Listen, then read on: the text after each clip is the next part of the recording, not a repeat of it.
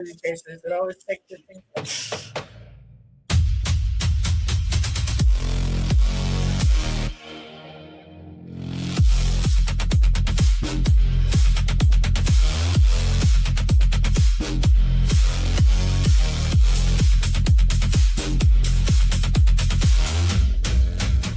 Discover our collection of handcrafted candles. That's right, every product is thoughtfully created in small batches free from harmful toxins for mindful everyday indulgence. Our candles are hand-poured in coconut soy wax with natural wood wicks, offering a long-lasting burn and rich fragrances.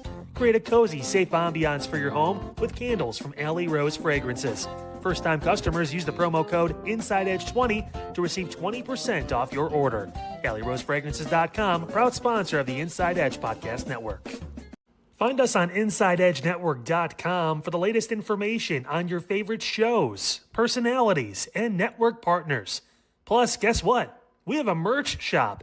That's right, we have network polos, t-shirts, champion jackets, hats, and bottles. Rep the network. Every purchase supports independent sports and entertainment media. Use the QR code on your screen right now to check out InsideEdgeNetwork.com. That's InsideEdgeNetwork.com.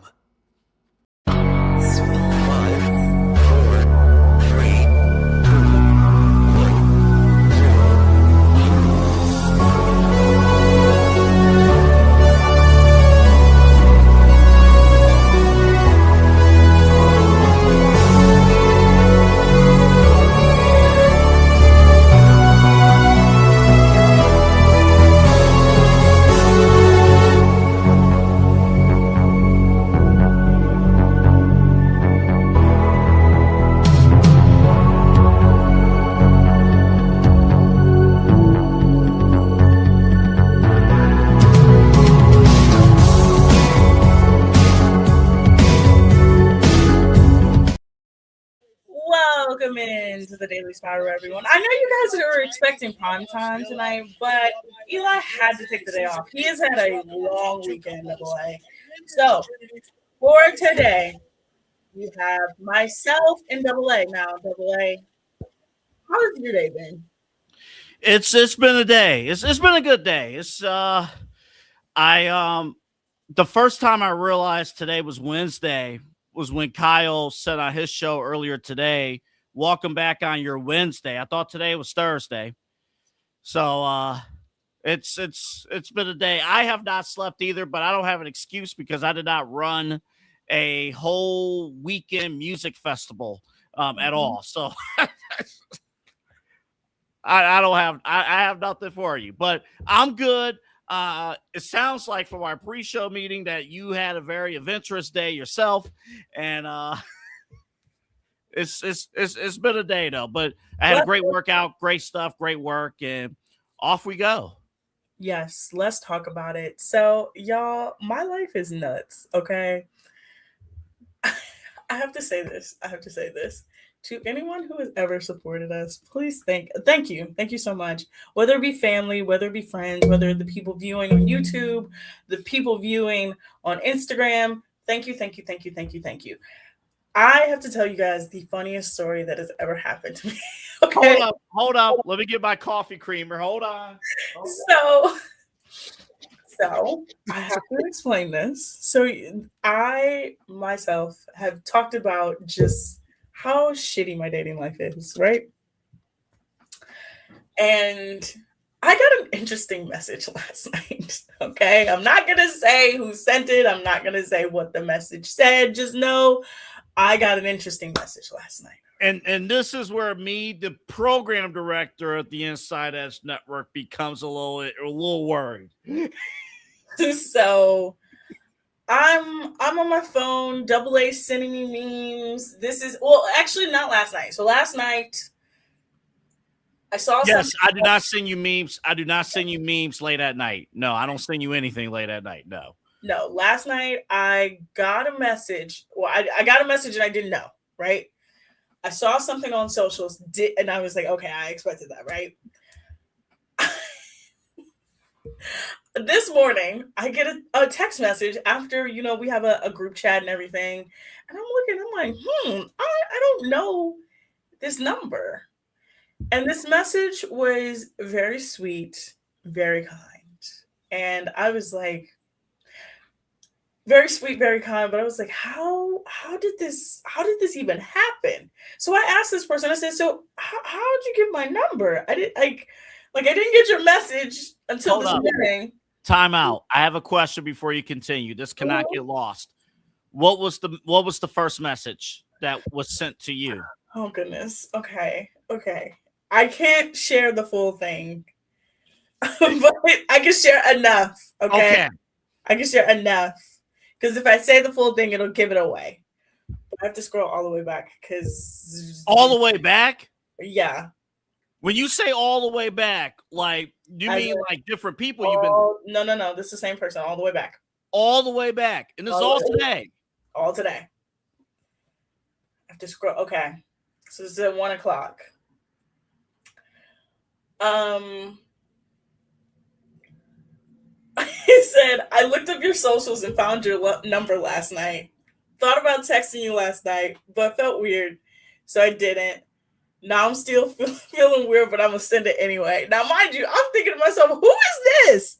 And then I looked down and I saw who it was, and I was like, oh, okay. And then I looked down even further, and it was just a very sweet message. And I was like, okay, like, what's going on? So I go, oh, this is definitely me, because this person asked if it was me. I said, how'd you get my number? He said, I just looked you up on Google. So I'm like, how easy is it to find my information on Google? And he said, you would be surprised, right? All he did was put my name in, first and last name, right? This first and last name, which is why I almost immediately was not going my first and last name for a while. Okay. So I'm looking. I said, you know what? I haven't Googled myself in a very long time. So I just looked up my name, and I didn't even put phone number. I just put my name. Yes.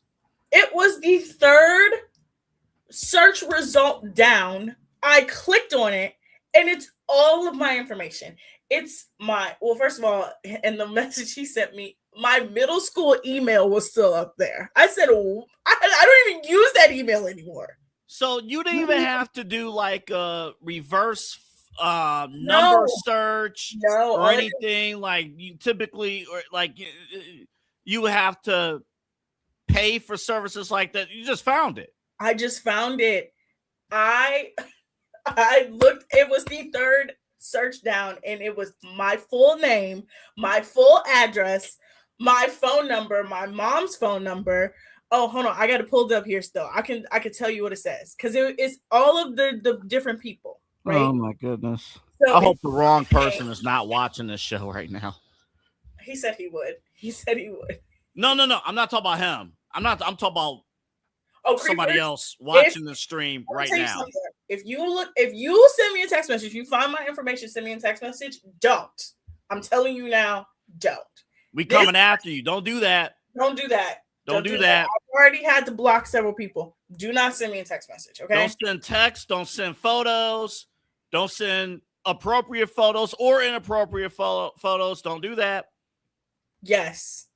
So, I see your TikToks. I know what you've been going through. oh my God, literally 20 seconds into me talking to someone, I got a I see literally 20 seconds. I go on TikTok just on my own accord, and I come across yours, and I'm like, we out here looking bad on these streets. I'm sorry, Autumn. Go ahead. No. So this is literally what it says. I pulled it up. First of all, the site crazy. It's a .org. Crazy that it's a .org.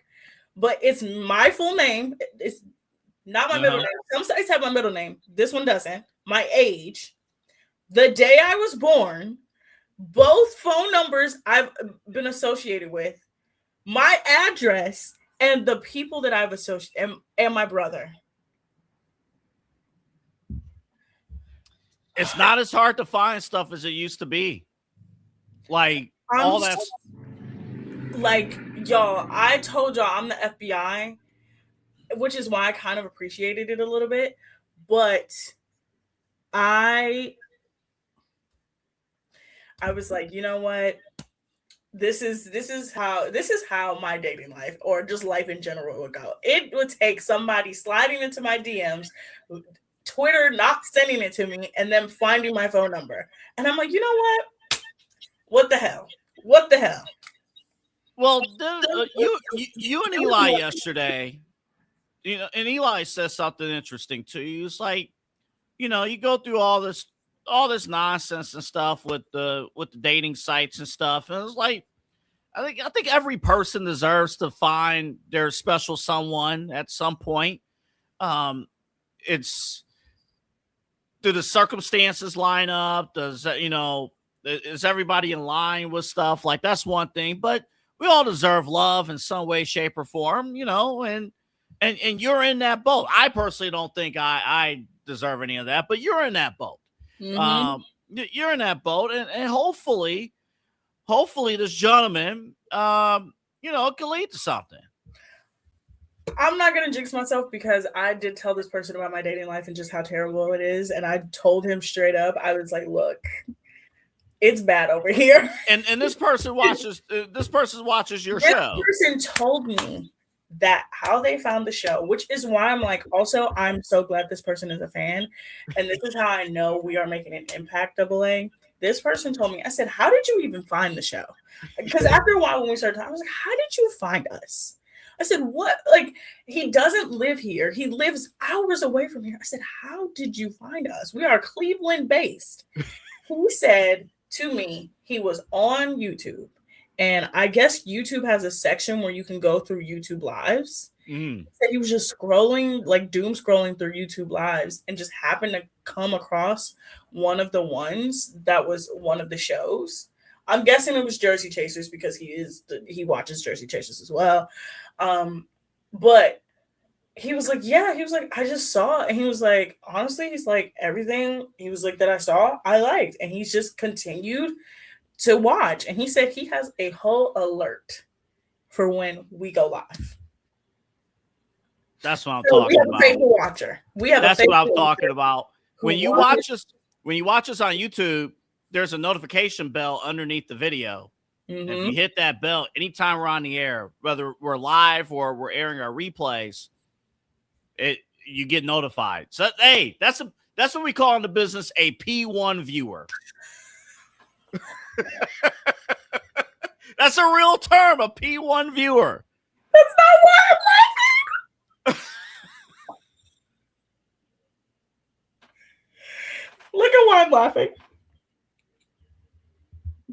Wait, what happened? Go to the comments. Oh, hold on.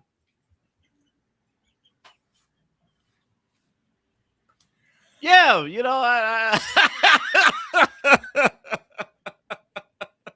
and here's what makes this great too.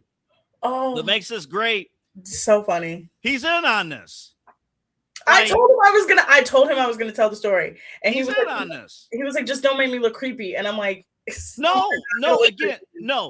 Again, he's been a faithful viewer, and we appreciate him watching our shows. And whether you like one show or all of our shows, and whatever, starting with Jersey Chasers and then now Daily Spiral, and we appreciate all viewers and stuff, and the finding our stuff, and that's really cool though. So that's a great comment though. Thank you. Thank you so much. I am a great person. I strive to be a great person. Okay, now we're going a little too far here, folks. Double A, he always has it out for me, you guys. He's always, you know what? I'm not gonna say you're my biggest op. I have a much bigger op, and that is somebody that I work with who is way too old to consider me their op.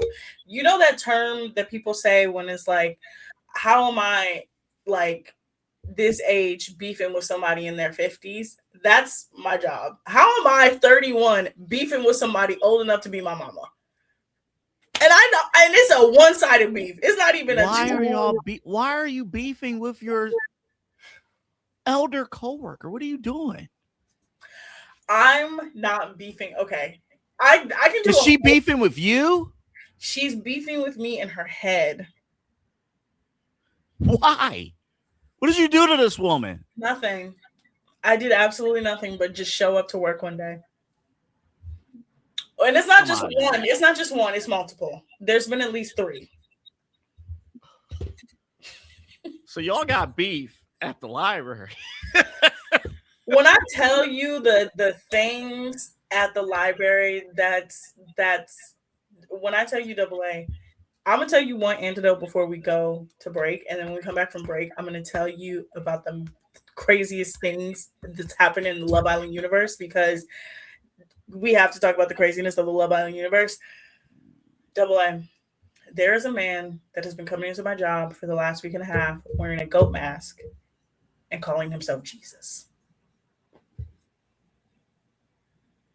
When we come back, we'll talk everything Love Island USA. We'll talk about Love Island UK. We'll talk about the messiest league in the WNBA when we come back here on Inside Edge Network. So, guys, awesome episode of Unfiltered today here on the program. Got deep into the old Dr. Fauci stuff. You got to see it to believe it. I'm going to give you a hint. He pled the fifth. It was crazy. We talked about that. Got more into the Browns training camp. Hey, Deshaun Watson got the first day. Didn't look too good. Tomorrow on the program, did Shador get reps with the first team? How did he look? Should he just be given the job right now? Call it as it is. We'll talk about all of that. Plus the results of the poll. Which trio would you have rather had for the Cleveland Cavaliers? Would you have rather had possibly Darius Garland, Jaylen Brown, and Evan Mobley? Or are you happy with James Harden, Donovan Mitchell, and Mobley? We'll give you your results. You guys voted on the Facebook and the Twitter. All that coming up tomorrow, and so much more on Unfiltered here all on the Inside Edge Network. I will see you at 5 p.m. Key On Sports is the leader in Ohio high school athletic coverage in written, print, and video streaming. From the latest news and results and written content to the high school football game of the week every Friday, Key On Sports has you covered. The vision of 15-time published author Vince McKee has become the most trusted site in Ohio high school athletic news. From podcasts to player profiles, Key On Sports is your one-stop for all of it. Visit them today at keyonsports.com or on YouTube at Key On Sports. Check out their socials on Twitter and Facebook as well.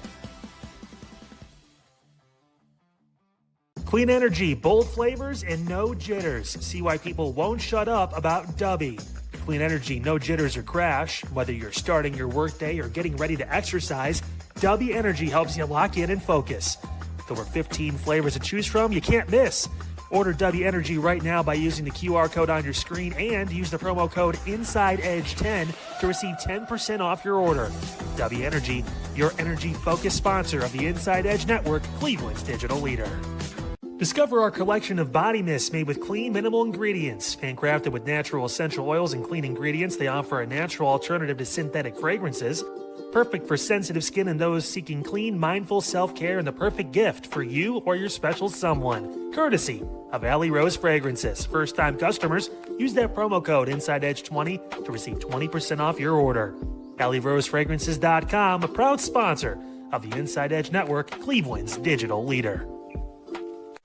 Whether searching for a baseball autographed by your favorite World Series slugger, a signed football by an iconic Hall of Famer, or the jersey of a world-famous soccer star, you've come to the right place. Here at SportsMemorabilia.com, the web's leading source of authentic sports memorabilia, you'll find more than 500,000 authentic products from nearly every professional sports league, team, and players. Not only will you find your next prized sports possession with ease thanks to superb customer service and tremendous site experience, you'll have the satisfaction and peace of mind that every product listed comes complete with a certificate of authenticity and is fully backed by the SportsMemorabilia.com lifetime authenticity guarantee. Go to SportsMemorabilia.com by using the QR code on your screen right now. SportsMemorabilia.com, a proud sponsor of the Inside Edge Podcast Network, Cleveland's digital leader. Find us on InsideEdgeNetwork.com for the latest information on your favorite shows, personalities, and network partners. Plus, guess what? We have a merch shop. That's right, we have network polos, t-shirts, champion jackets, hats, and bottles. Rep the network.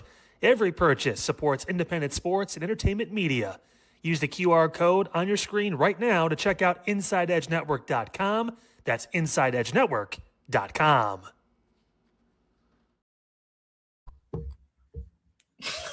All right, people, welcome back.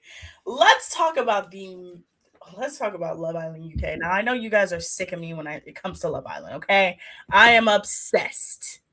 I I can am tell. but I'm gonna tell you like this. Both seasons of Love Island are now done. Love Island UK finished its season on Monday. Yes. Yes, Monday. 2 days ago, which is weird. It's 2 days ago. But Love Island UK finished their season 2 days ago, and the winners of Love Island USA was Lorenzo and Yulia. Now, Double A, I have to tell you something about Lorenzo and Yulia. Lorenzo does not like Yulia at all. How do they win the show? Okay, so let me explain the Love Island UK's voting versus. Okay, so Love Island UK has a live finale.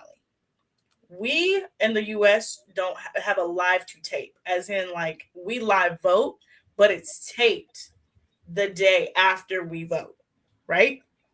So Love Island UK, how you vote is that they'll all the islanders from the season will be back in one place. They also shoot in Mallorca, Spain, which is in this, I think it's the same time zone as Britain.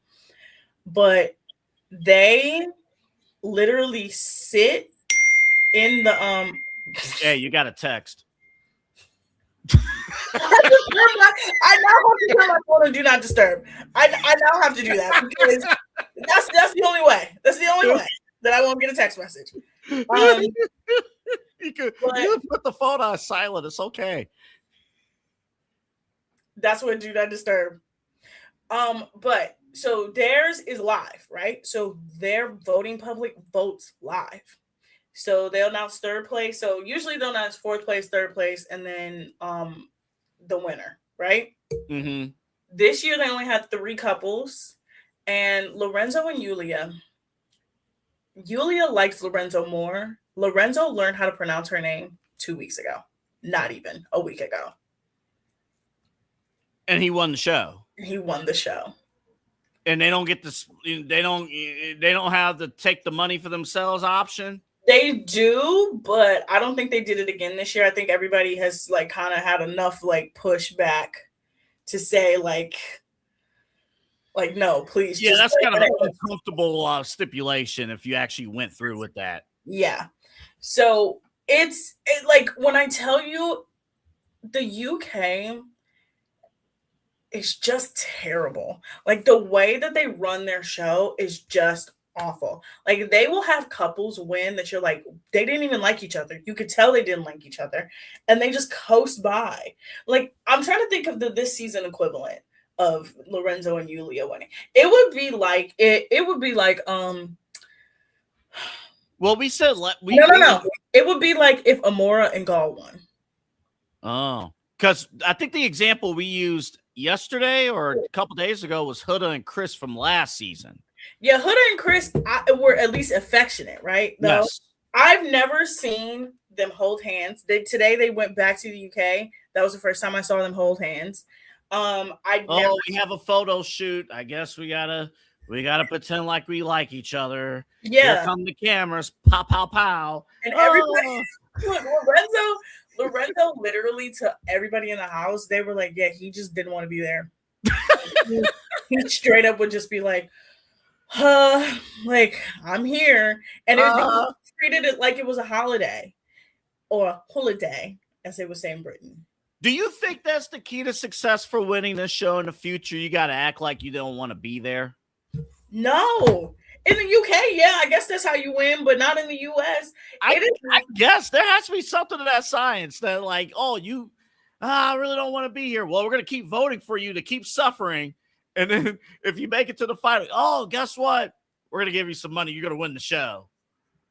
I don't know. Was he like liked in the villa? Yes. Okay. So let me tell you why he partially won. So first day, he was coupled up with this girl named Jasmine. Jasmine, beautiful, gorgeous girl, famous already, had a strong following online. She had a TV show. She dated a footballer. Like she was super famous, right? And Love Island UK will they don't care. They will, if you have a following, if you are like somewhat famous, they will cast you. They don't care. So he was coupled up with Jasmine. he didn't really try as much as he could. Mm. But like everybody was like, oh, like they didn't like it was okay. So then this boy named Kavan comes in, right? Mm-hmm. So Kavan is like Jasmine keeps saying like, oh, he's my type, I like him, right? So there was a recoupling ceremony where Cav went first, and everybody was like, if Cav didn't go first, Lorenzo would have picked Jasmine, and eventually Lorenzo and Jasmine probably would have won because they had chemistry. Right. Then the public kept seeing them flirt with each other. They would be flirting with each other off camera. They would be talking to each other. They would pull each other for chats in secret. So the public dubbed it like the affair. Oh, yeah. Well, I mean, that makes sense. That makes sense. And even when he went to what is it? Where did he go? They went to Casa Amor, and the boys were talking about, oh, who do you miss more? Because he was coupled up with a girl named Yasmin, because it was a Jasmine and a Yasmin. And they were like, oh, do you miss a girl with the letters Min? And he was like, maybe, maybe. He was like, what's the first letters? He's like, I'm not going to tell you that. So again, it was feeding into the narrative that he liked Jasmine still. Then after that, he comes back with Yulia, and Yulia's just weird. Like she's just very weird. Like I've never got the vibes from her that I wanted her to like win the show. I just thought she was a Casa girl. Like she gave the typical Casa girl vibes of like, right. oh, you just want to be in this house because you want to win, right? Right. Like you're happy to be on television. Yeah. Now Casa girls and Casa boys are different. We again have seen the difference, but she just was very much antagonistic to the girls. She would do this thing where she would bring up something, the girls would like come back at her, and she'd be like, you guys are being mean to me. And they'd be like, we're not being mean to you. You brought up this conversation. Or she would like push the girls to like pursue the connections and then get mad when the girls pursued the connections. Like she was that kind of crazy. Oh, like Anaya. No.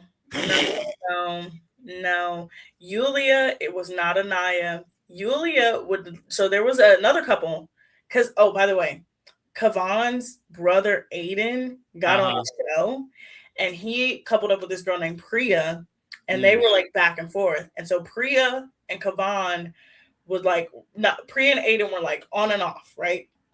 And then a bombshell came in towards the end, and Aiden clearly liked her, but Priya also had a bombshell. She clearly liked them, but they kept like doing what OGs do, right? Which is like still hook up. Right. Julia pushed Priya to hook up with Aiden and go to the hideaway, and then got mad when Aiden and Priya went to the hideaway. Okay. Okay. I got to interject here because this is kind of a real life situation. Is this one of those like, is this like a test? No. Like they're trying to test each other here? No, she was just doing it for the hell of the game. And then so on movie night, they exposed the affair, and she just held on to this thing for forever. Because then also they have like a movie night part 2, which they call the Grafties.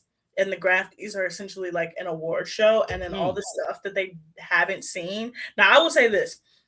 Love Island UK is way messier than Love Island USA, because they, at 3 points in the season, will show you what everybody has said about each other. Oh. And if you vote, if you say, well, who's the couple that's here for fame, they'll show you the clip of everybody saying, this is the couple I think that's here for fame.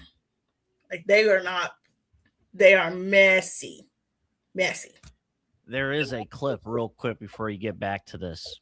There is a clip that dropped, I think today, of I should have shared it with you. My apologies. Of Corbin saying, yeah, he saw all the fame and stuff that the previous cast members got. So yeah, I get it. I understand. He's like, F you, America. But okay, so now for some reason, Like Yulia has held on to this, and Lorenzo and Jasmine just really have like a really sweet friendship at this point. They're not interested in it. She cried over this 21-year-old. Jasmine's crying over a 21-year-old, and she's 28. He's like trying to make it work with Yulia, and Yulia's like, you want to be with Jasmine. I know you want to be with Jasmine. Jasmine's like, I don't want to be with him. Like, please stop telling me that. Like, when I tell you, double A, Lorenzo literally cried with Jasmine as Jasmine was crying over Cav. Like he was literally crying with her because he felt so bad. Then at the Grafties, they were looking at past clips and they were just like, oh, like this is so sweet. We created a really good friendship. And Yuli was like, yeah, whatever. So somehow, some way they won. I still don't understand how they won. And this is where I'm like, well, like the other couples like that much unlikable? No, they had, look, you had Angie and Simba. Simba was the biggest fuckboy I've ever seen in Love Island. He at one point went to a girl 3 different times and said, let's go to the hideaway. And that girl rejected him. He brought back a girl from Casa and in one day, like made that girl know that he did not want her. He did not want her. This man He called that girl Big Dog. I'm sorry, no, that didn't happen. No, it was Sincere and Simba were on a different level of like fuckery this summer. But I've never seen what the both of them did. So, I don't know a thing about this Simba guy. Oh, he's crazy. That's someone who I believe he thought he can do whatever he wants based on his kick-ass name. And that's it. At one point, the girls literally nicknamed him the Lying King because he lied so much. That's some world star stuff right there. They were like, yeah, it's Simba the Lion King. Like that's how much like he lied all season, right? Well, like, that's terrible. So literally, when I tell you, it's crazy. It was a crazy, and somehow, some way, he got Angelique's back. One of the funniest clips I've ever seen in my life. This man had a nightmare and woke up the entire villa. Like, and it was, I'm gonna look up the clip. I'm gonna look up the clip. When I tell you, double A, this clip has every time. I'm gonna send it to you. It has me in full-blown tears every single time because he literally just went, huh. Him and he just went, I'm like, what is going on? Hold up, Otto, can you do that again? What did he do? I'm gonna find the clip right now. I'm gonna find the clip because when I tell you, I'm gonna share my screen because I can't, like, when I tell you, double A, oh my god, I found it. Hold on, let me share my screen. How do I share my screen on here? You hit present at the bottom next to, I think, probably my face. Share screen. And you hit share screen. Okay. Hold on. Yes, Google Chrome. And I can't see what you're doing, so I have to trust that you're doing it correctly. Yes. Oh my god. I'll send you. Okay. I'll send it to you. Hold on. Or send it to me. I'll look at it because it might be some copyright stuff too. So yeah, I'll take a look at it. Or you can retweet it on your page, on your Twitter page. I'm gonna retweet it right now because it is so funny. It is so incredibly funny every single time I look at it because you could literally see everybody just look at him and be like, "Simba, are you okay?" And he just went. I'm like, "What is going on?" He wakes up. Well, you know what though? When dreams are bad, I don't know. I can't. I don't know what to tell you. Let me know when you retweet it because I'll look at it. I just retweeted it. Hold on, let me refresh.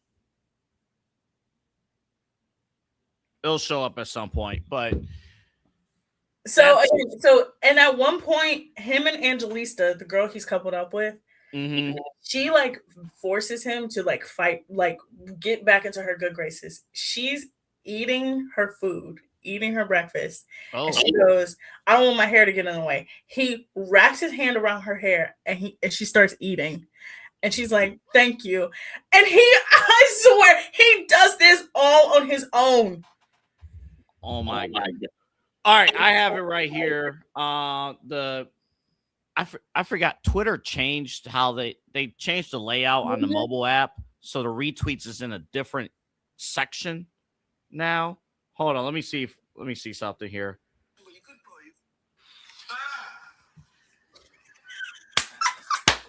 Hold up. Let me turn. I'm just gonna play it in the microphone. Yeah, he jumped off. You know what that is? He jumped off a cliff or something. No, He's terrible dreams. No, so he explained it in the unseen bits. He goes, yeah, he's like, I woke up.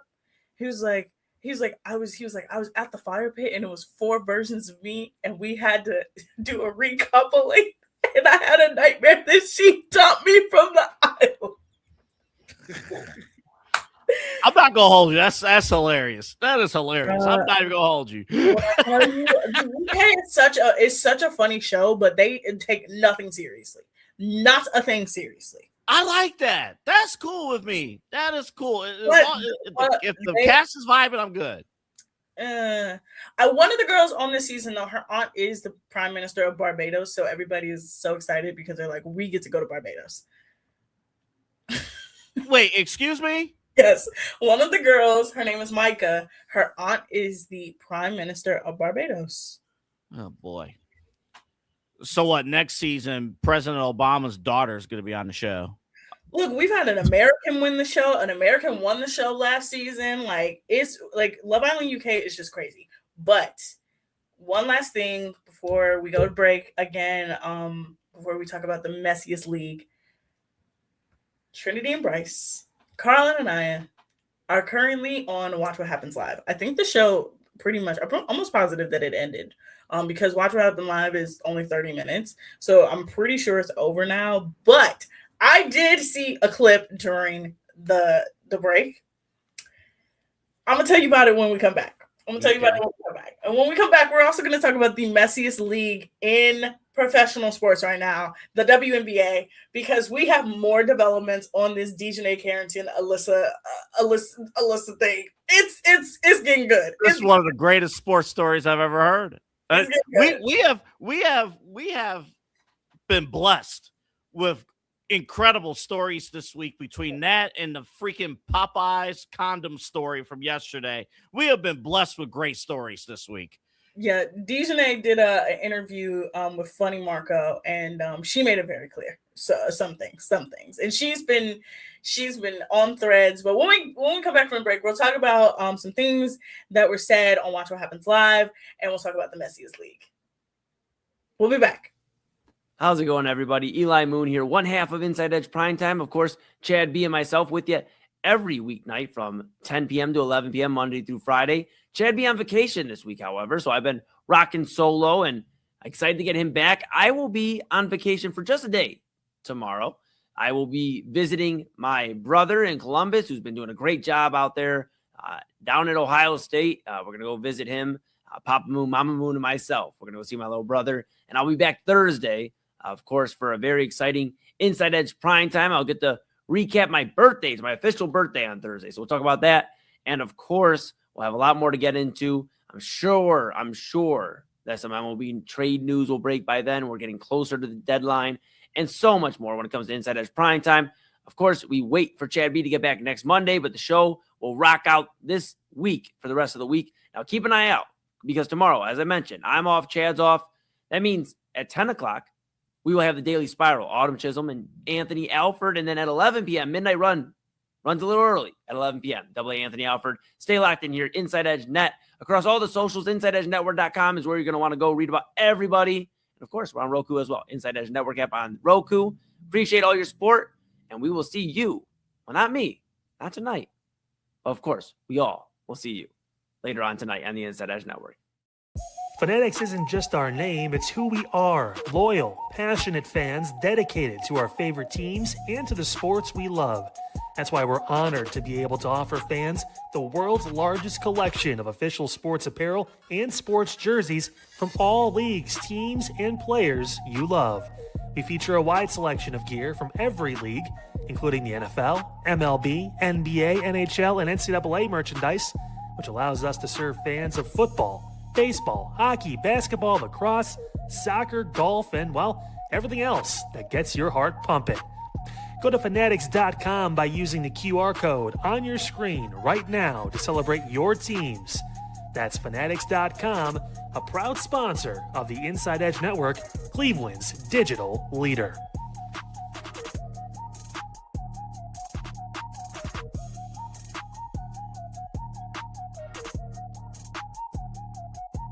Small business owners are superheroes, but nowadays running your business means doing so inside your shop and on social media. That's why you should make Omega Video Marketing your sidekick. With a decade of content creation experience, I create dynamic, informative, and fun videos for your specific social needs that will increase brand awareness, get you more followers, and keep your social pages and websites current and fresh. I offer flexible pricing and turn times and will work with you to understand your brand and your story. All of that comes from the heart. My award-winning expertise is just the cherry on top. So let's get connected. After all, your brand is the alpha and my expertise is the omega. Discover our collection of handcrafted candles. That's right, every product is thoughtfully created in small batches free from harmful toxins for mindful everyday indulgence. Our candles are hand-poured in coconut soy wax with natural wood wicks, offering a long-lasting burn and rich fragrances. Create a cozy, safe ambiance for your home with candles from Alley Rose Fragrances. First-time customers use the promo code InsideEdge20 to receive 20% off your order. AlleyRoseFragrances.com, proud sponsor of the Inside Edge Podcast Network. Mosser Moments Photography is a husband and wife wedding photography team based in Cleveland, owned and operated by Inside Edge Network's very own Ryan Mosser and his wife Hallie. For the past 10 years, they've captured more than 100 weddings across Northeast Ohio and beyond, always working together as a true two-person team. Their style centers on authentic, emotional storytelling, documenting the real moments between two people in love and creating images that feel natural, comfortable, and true to the couple. Rooted in Northern Ohio but inspired by their travels, Ryan and Hallie bring a warm, personal approach to every wedding day. Their work blends experience, consistency, and a genuine passion for helping couples relive their best day through timeless photography. Learn more at MosserMomentsPhotography.com by using the QR code on your screen right now. MosserMomentsPhotography.com, a proud sponsor of the Inside Edge Network, Cleveland's digital leader.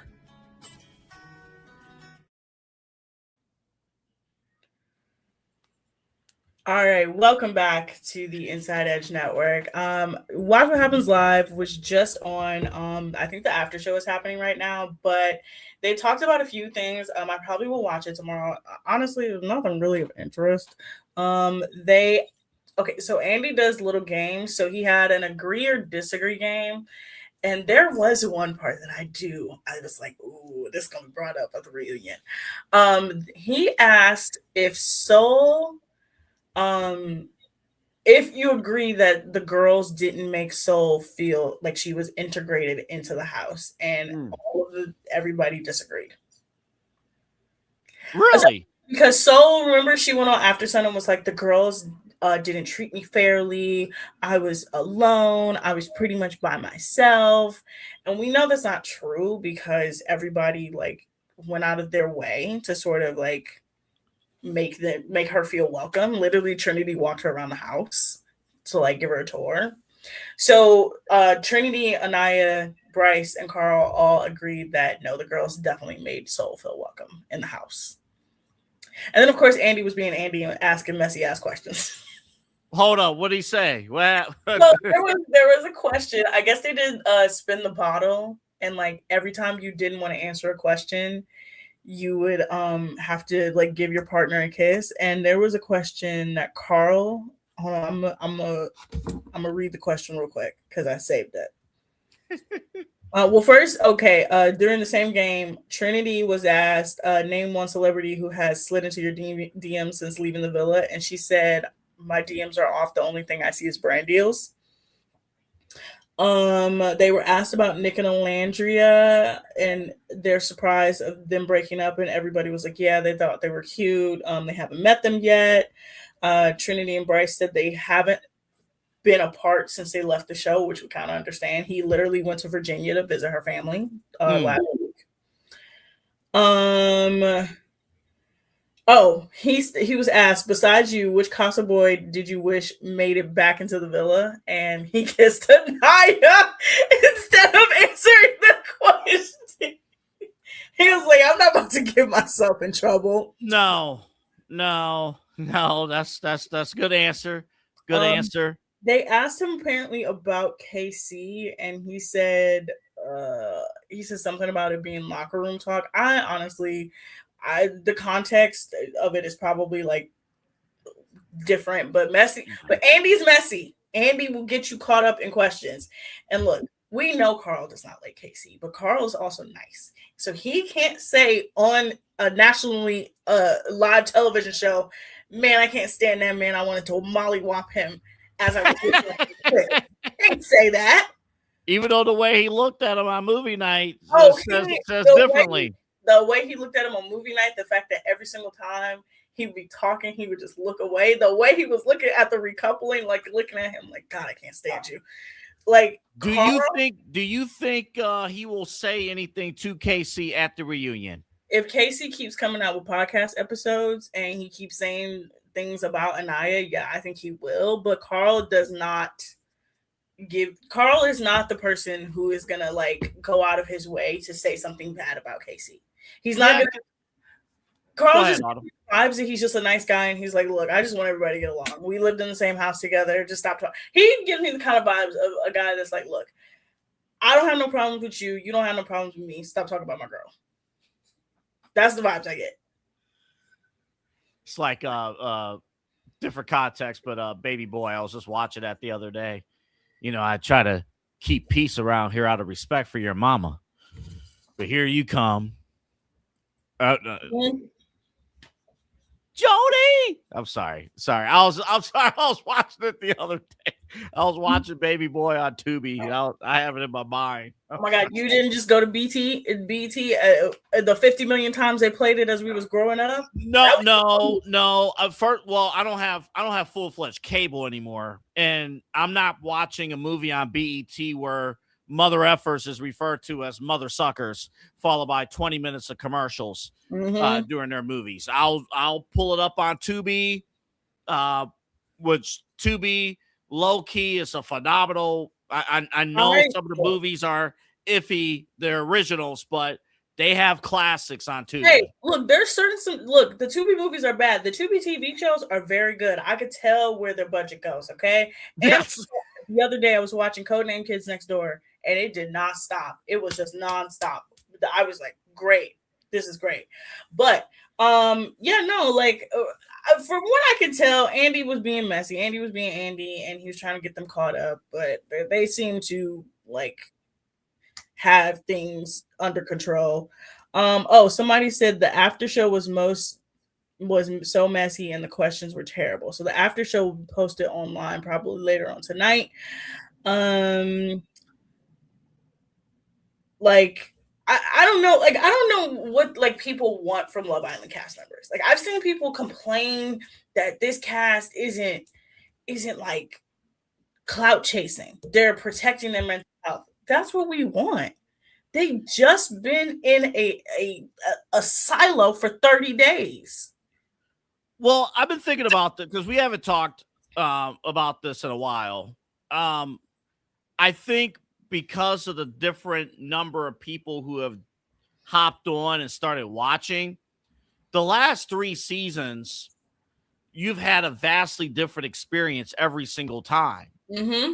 So, like, I'll just take myself personally. I started watching season 7. Season 7, by many people's accounts, many longtime viewers of Love Island, season 7 is considered by far the worst season of the show, period.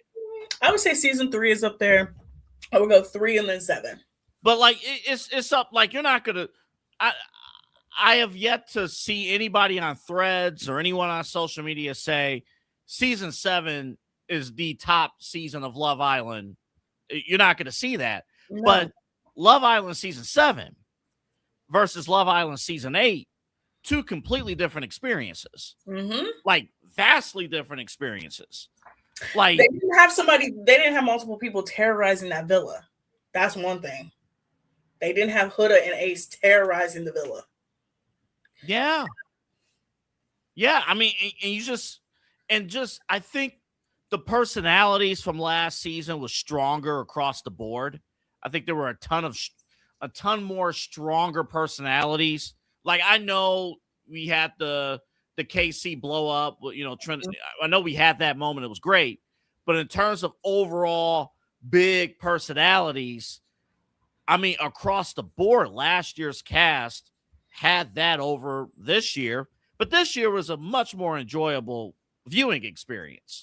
Yeah, this year you didn't have people exploring until week 4. You had people like they called it Couples Island, but I would rather it be Couples Island than half the couples I'm looking at you and being like, who am I going to vote for to win? Like, we can't have that. But so they also talked about Lisa Rinna, one of my favorite housewives, one of the most hilarious people. She keeps going into Bryce's comments and telling him that he looks like a mix between her and her husband if they had a son. Her husband is Harry Hamlin. Lisa Rinna and Harry Hamlin have been married forever, right? And she keeps going in his comments and telling him, and one of the questions was, does Bryce look like the son of Harry Hamlin and Lisa Rinna? I'm gonna let I y'all knew have Andy that would ask that damn question. one. I'm gonna let y'all have Andy that is one. funny. But I just want to say, I'm enjoying what we're getting from the Love Island season 8 cast because I don't want to be oversaturated with them. The Love Island season 7 cast, the drama is still going on till this day.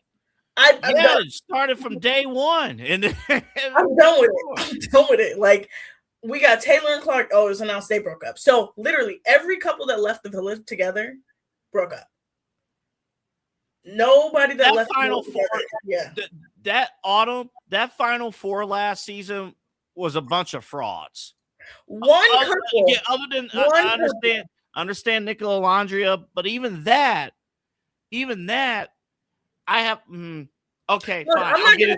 I'm not gonna say they're a fraudulent couple because I love them both, and I think that they were together for a year, and she got super busy, and he got super busy. Yeah, I take that back about those two. The other ones, come on now, and but I'll even say this about Nick from last year.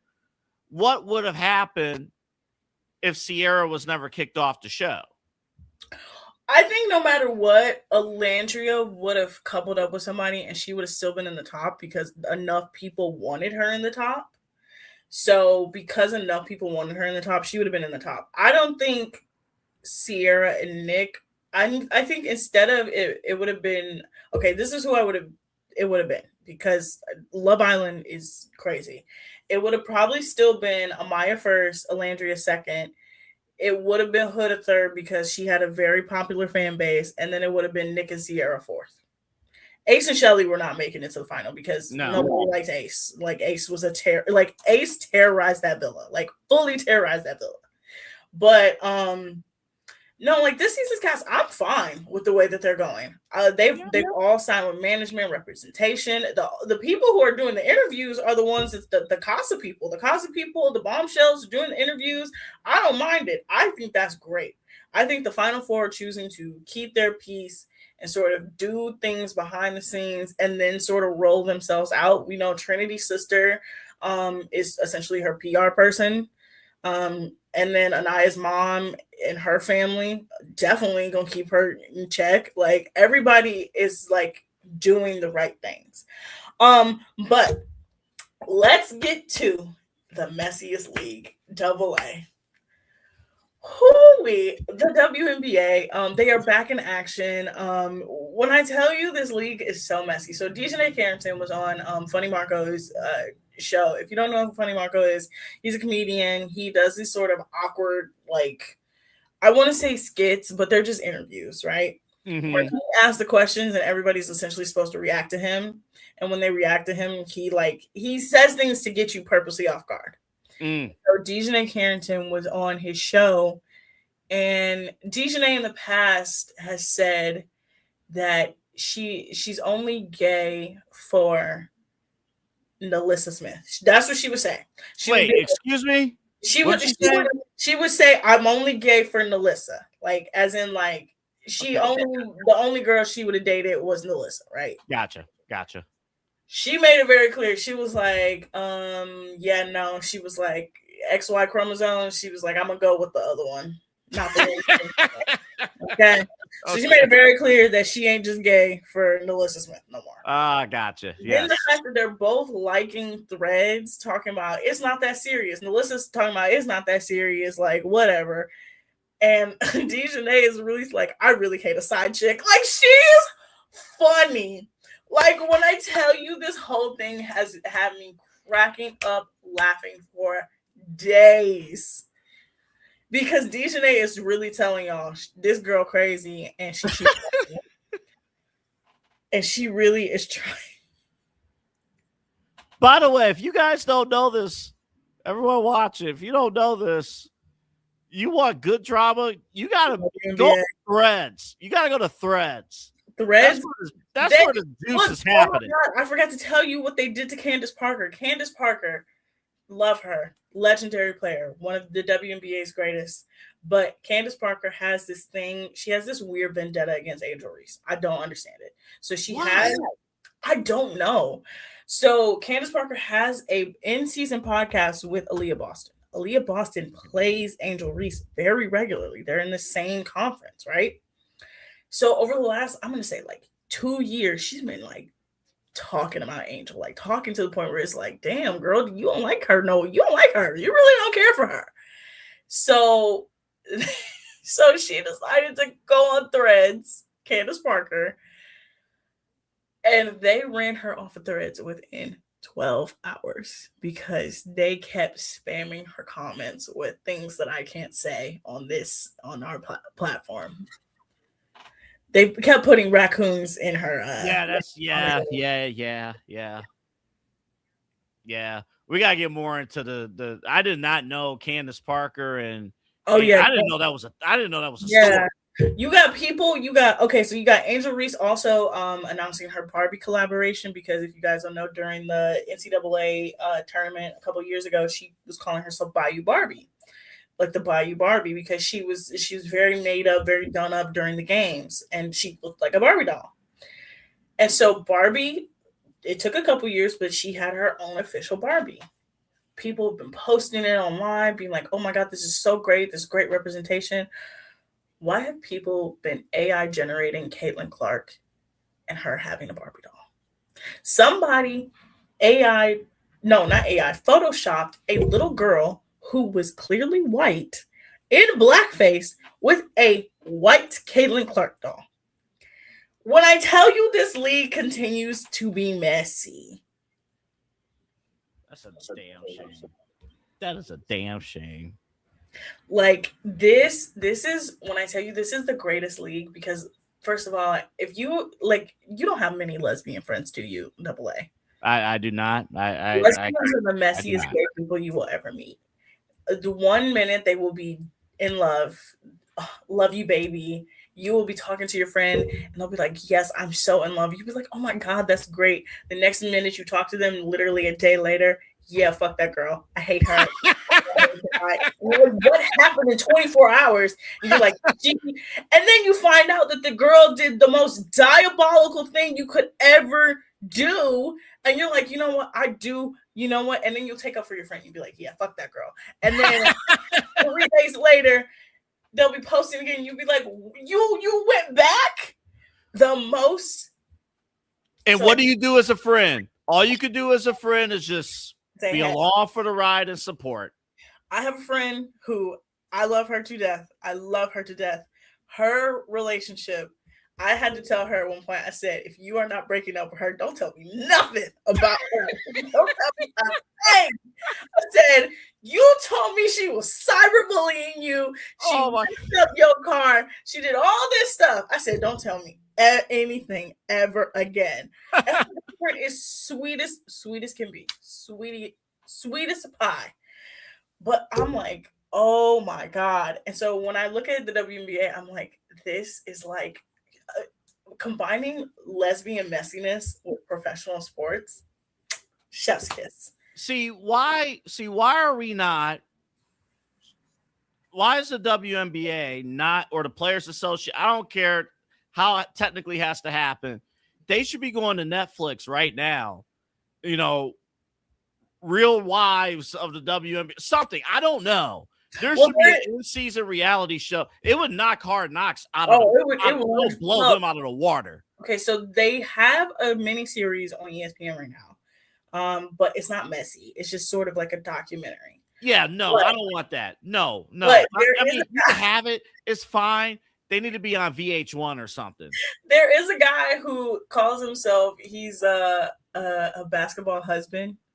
And he's like the day in the life of a basketball husband because his wife plays in the WNBA.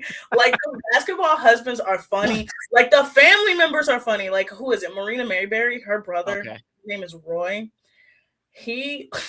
His TikToks had me on the floor because his sister scored 53 points. And he was like, yeah, I can give her 53. He said, I can give her 53. I can give her 56. He was like, she can't guard me. I'm like, she's a professional basketball player. And you don't play basketball. Like, what are we doing?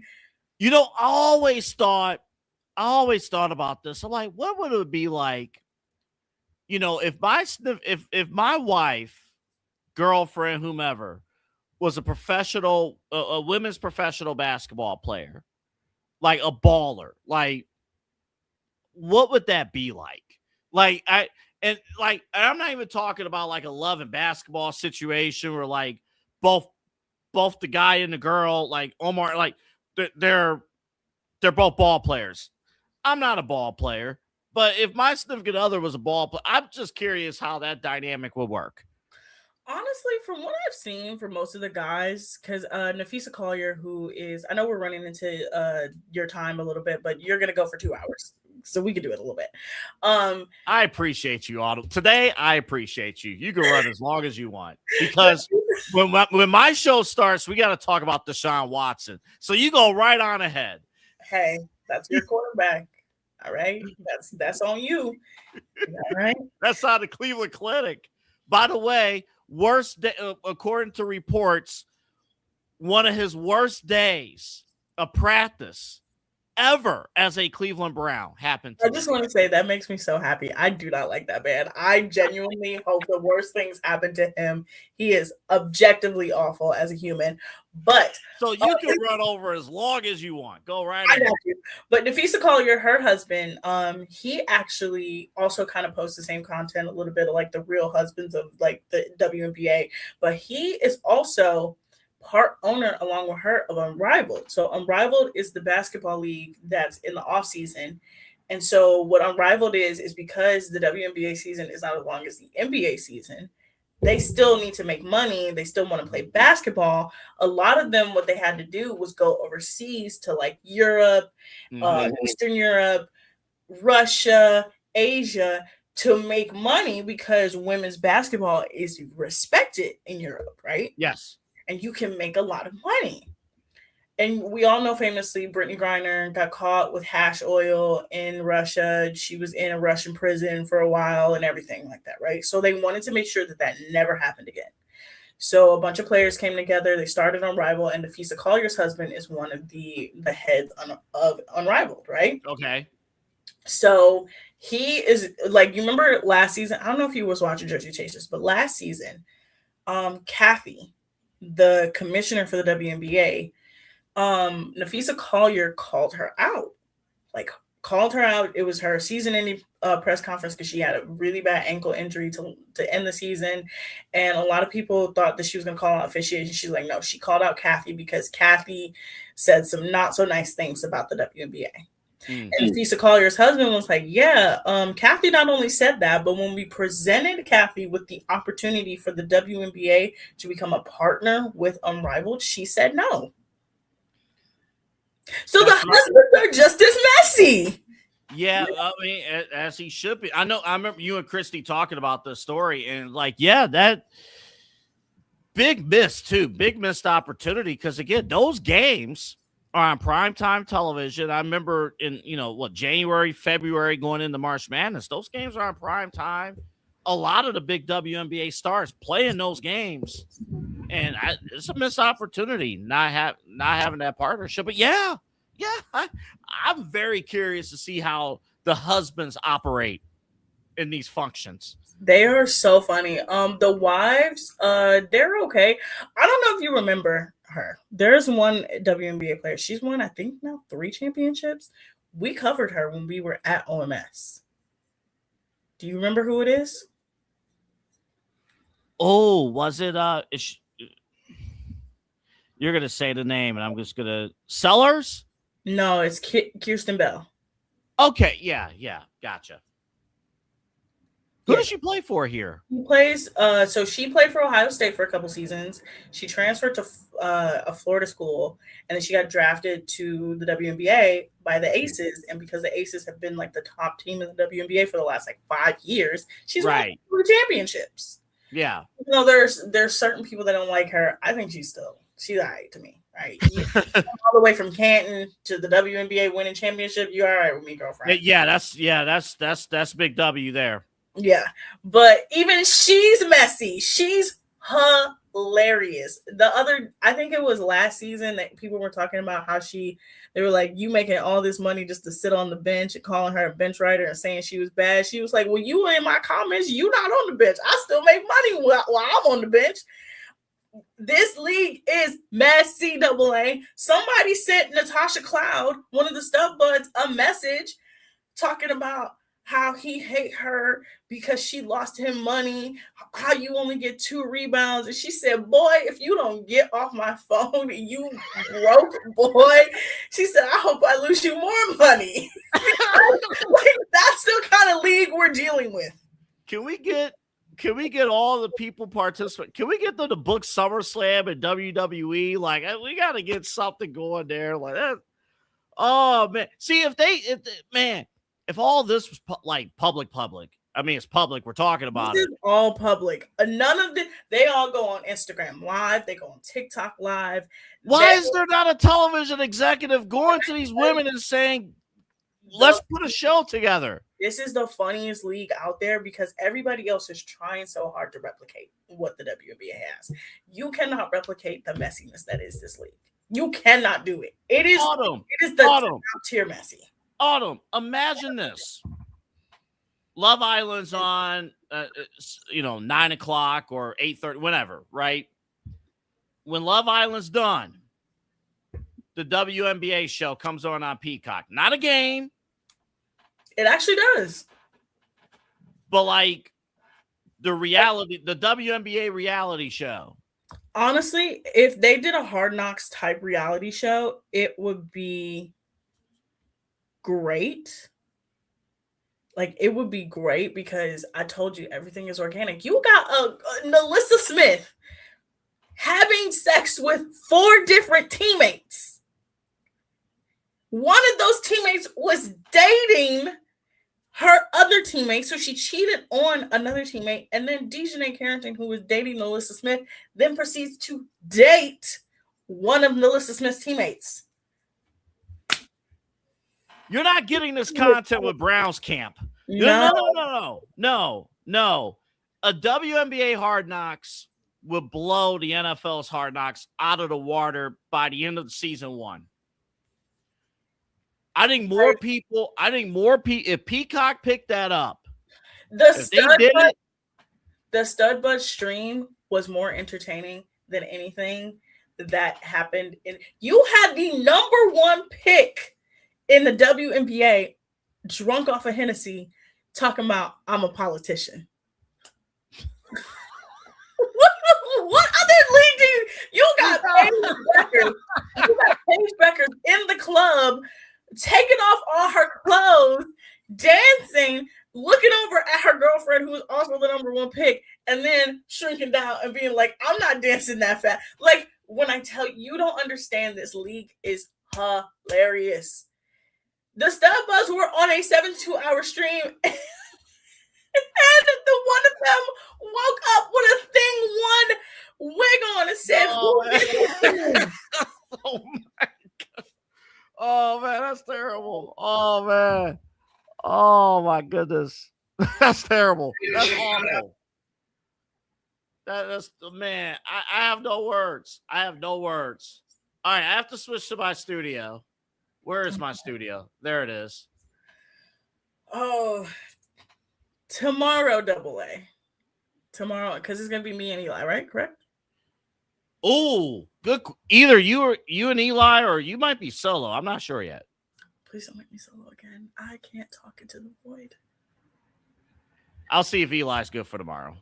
If he's good for tomorrow, I want to talk about innovative podcast interviews, not podcast interviews, innovative interviews, a la the Hot Ones trend of it all. And now there's a new one called Royal Court. Write it down. You need to go watch Royal Court. It is, you remember Kombucha Girl? Brittany Broski? Like she had the reaction to kombucha. So Okay. Yeah. she has a show on YouTube called The Royal Court. And she said that it came out of her love for like Game of Thrones and medieval times. And she makes celebrities dress up in ridiculous, like medieval style outfits. And then she just interviews them. And she will ask them the most ridiculous questions. Like at one point, she asked Josh Gad, she said, "Do you know you and Matt Damon have the same face?" And he was like, "Huh?" What? And he was like, "I think there's light is shining a little too bright in your eyes for you to think Matt Damon and I have the same face." She's had a lot of people on there. So I want to talk about sort of this new way of interviewing people and why some people don't like it. I personally do it. We can talk about that. I can also educate Eli if he's going to be on the Messiest League. Because I'm pretty sure we can go to sleep and there's gonna be some more stuff that happens. The Atlanta Dream beat the Dallas Wings in a last minute. I think it was a buzzer beater. I'm almost positive. Okay. We could also talk about. I can tell you guys about the ultimatum. Remember when I was? Oh yeah, you never got to that. I don't think you ever got to that. No, I can tell you about the ultimatum and how it is still. It's one of Netflix's craziest shows. I'm gonna give you a little bit preview. All these couples have been given a marriage ultimatum, so they are then put together with a bunch of other couples that have marriage ultimatums. They are then separated, and then they have to switch couples. And they are trial husband and wife with other couples to see if the ultimatum is worth it. So see if they'll get married or not. So this is wife swap with stakes. Yeah, essentially. Yeah. This. There's been 6 seasons, 4 seasons of the regular, 2 seasons of the queer one. Guess which one is the messiest one?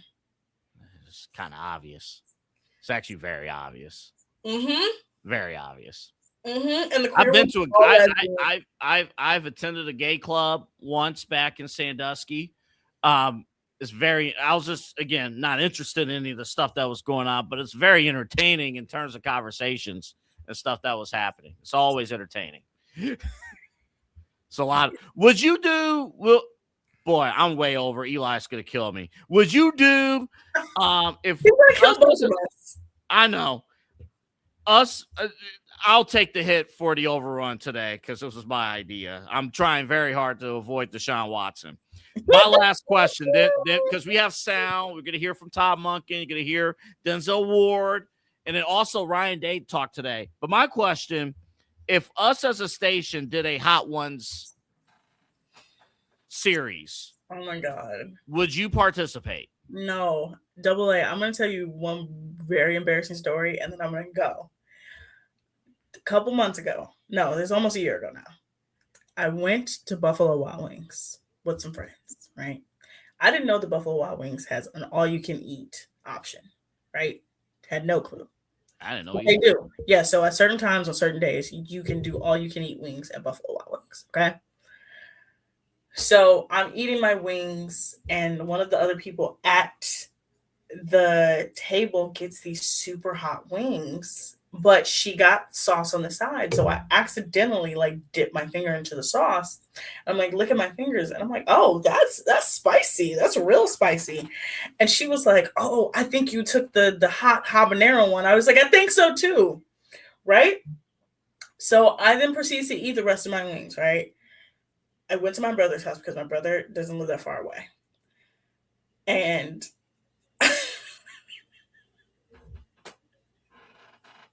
way, I was on the toilet the entire night.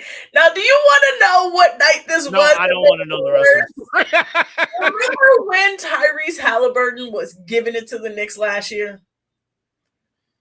So now I have a new way to remember last year's Eastern Conference Finals. So it was game 2. It was the one where he did the Reggie choking sign because my brother was like, "Oh my God, I can't believe he's doing it," right? So I keep having to go to the bathroom. I'm like, "Oh my God." So finally I stopped going to the bathroom, right? I walk outside. Now the other person that's with me is David. David is the worst person to be with you in a crisis, AA. Because I go, "David, I have to throw up." He goes, "Huh?" I go, "I'm going to throw up." He watches me throw up. As he should. And then he goes, "So I'm going to go get your brother." I said, "David, I need help. I'm throwing up." I threw up all of my brother's lawn, right? My brother comes out. He throws a towel at me. He's like, "Why'd you throw up?" I'm like, "I think it was the hot sauce that I accidentally ate." I was fine for the whole rest of the night, right? He was like, my brother texted me the next day. He was like, "You better be glad it rained and washed the throw up away." I was like, whatever. So that is my roundabout way of saying, if you give me hot food, I will throw it up. See, you weren't expecting that. And I think there's a difference between spicy with flavor and just flat out hot. Hot to me is not good. Like what you had, that's not good. If it's buffalo, like something with a good kick and it's with flavor, that's different. I can't do any sort of hot But food. you got to work up to it. Like the first wing, you're not getting. You start with a plain whatever wing, right? Barbecue, and then you work your way up. And then when it's too much, that's it, and then it stops. Think about it. Give it a shot. I'm not saying like do the attack because then you can't touch your face. Don't touch your eyes. Can't do any of that. Then you got to throw a football. Then you might be throwing interceptions. Well, we have a quarterback on the roster that doesn't need any help with that. We're going to talk about him next. Say goodnight to the fine folks, Otto. Good night, people. I'm actually going to get sleep tonight. Good night, AA. I will see you tomorrow. Please tune in to the Daily Spiral. Oh, also, if you are watching, follow the Daily Spiral on YouTube and Spotify. I have been posting all the episodes. So if you miss an episode, you can go back and you can watch it on YouTube at the Daily Spiral and on Spotify at the Daily Spiral as well. See you tomorrow, AA. See you tomorrow. Key On Sports is the leader in Ohio high school athletic coverage in written, print, and video streaming.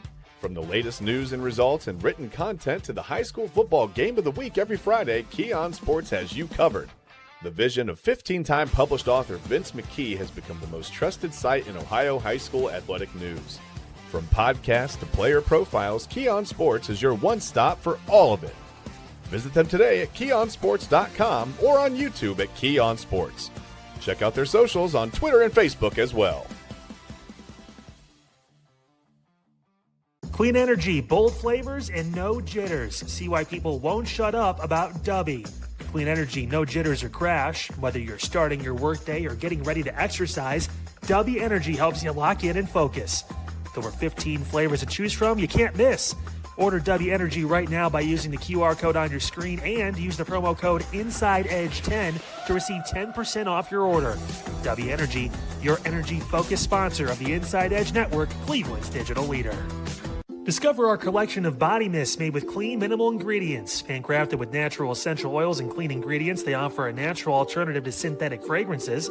Perfect for sensitive skin and those seeking clean, mindful self-care, and the perfect gift for you or your special someone. Courtesy of Alley Rose Fragrances. First-time customers, use that promo code InsideEdge20 to receive 20% off your order. AlleyRoseFragrances.com, a proud sponsor of the Inside Edge Network, Cleveland's digital leader. Whether searching for a baseball autographed by your favorite World Series slugger, a signed football by an iconic Hall of Famer, or the jersey of a world-famous soccer star, you've come to the right place. Here at sportsmemorabilia.com, the web's leading source of authentic sports memorabilia, you'll find more than 500,000 authentic products from nearly every professional sports league, team, and players. Not only will you find your next prize sports possession with ease thanks to superb customer service and tremendous site experience, you'll have the satisfaction and peace of mind that every product listed comes complete with a certificate of authenticity and is fully backed by the sportsmemorabilia.com lifetime authenticity guarantee. Go to sportsmemorabilia.com by using the QR code on your screen right now. Sportsmemorabilia.com, a proud sponsor of the Inside Edge Podcast Network, Cleveland's digital leader. Find us on InsideEdgeNetwork.com for the latest information on your favorite shows, personalities, and network partners. Plus, guess what? We have a merch shop. That's right, we have network polos, t-shirts, champion jackets, hats, and bottles. Rep the network. Every purchase supports independent sports and entertainment media. Use the QR code on your screen right now to check out InsideEdgeNetwork.com. That's InsideEdgeNetwork.com.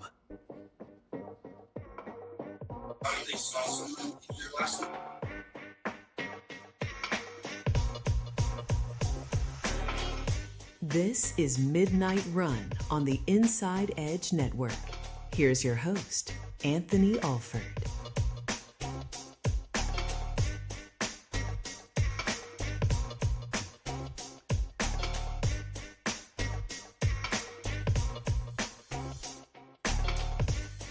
And hello, everybody. Welcome to Midnight Run here on the Inside Edge Network. Great to have you along. My name's Anthony Alford. Welcome to the show. We're on a little bit early here today. Both Eli and Chad are off today, so Autumn was on early. I was on with her. That was a great time. And then here we are right now with Midnight Run. Remember to like and subscribe across all of our social media platforms at Inside Edge Net, across all of our platforms, YouTube, Facebook, Instagram, TikTok, and Twitter. We're all there at Inside Edge Net. Again, if you're watching us on YouTube, underneath this video, there's a notification bell. Hit that. You get notifications whenever we go on live. We have that for you. Also, we have a Roku app. Download it. Just search Inside Edge Network on Roku. We are right there for you. Anytime our programs are on, you can see us there. And, of course, go to our website, InsideEdgeNetwork.com. That's where you can find us. We have a packed show for you. We're here with you until 1 o'clock here on the network. And, folks, I just have to say, summer's over. We are in the sports business. We call today back to school, back to whatever, like back to work. The NFL calls it back to football, and not just the NFL, but also college football. The Big Ten had their media days. We're going to hear from Ryan Day. We're going to hear from Todd Monken, Denzel Ward. We're going to hear from as well. We got big news coming out of that. But today's top story, it is the story. It is the story which you could say, are you surprised? In a matter of, are you surprised, and why the hell are we going through with this? Deshaun Watson struggling at camp. Day one at camp, Deshaun Watson struggling.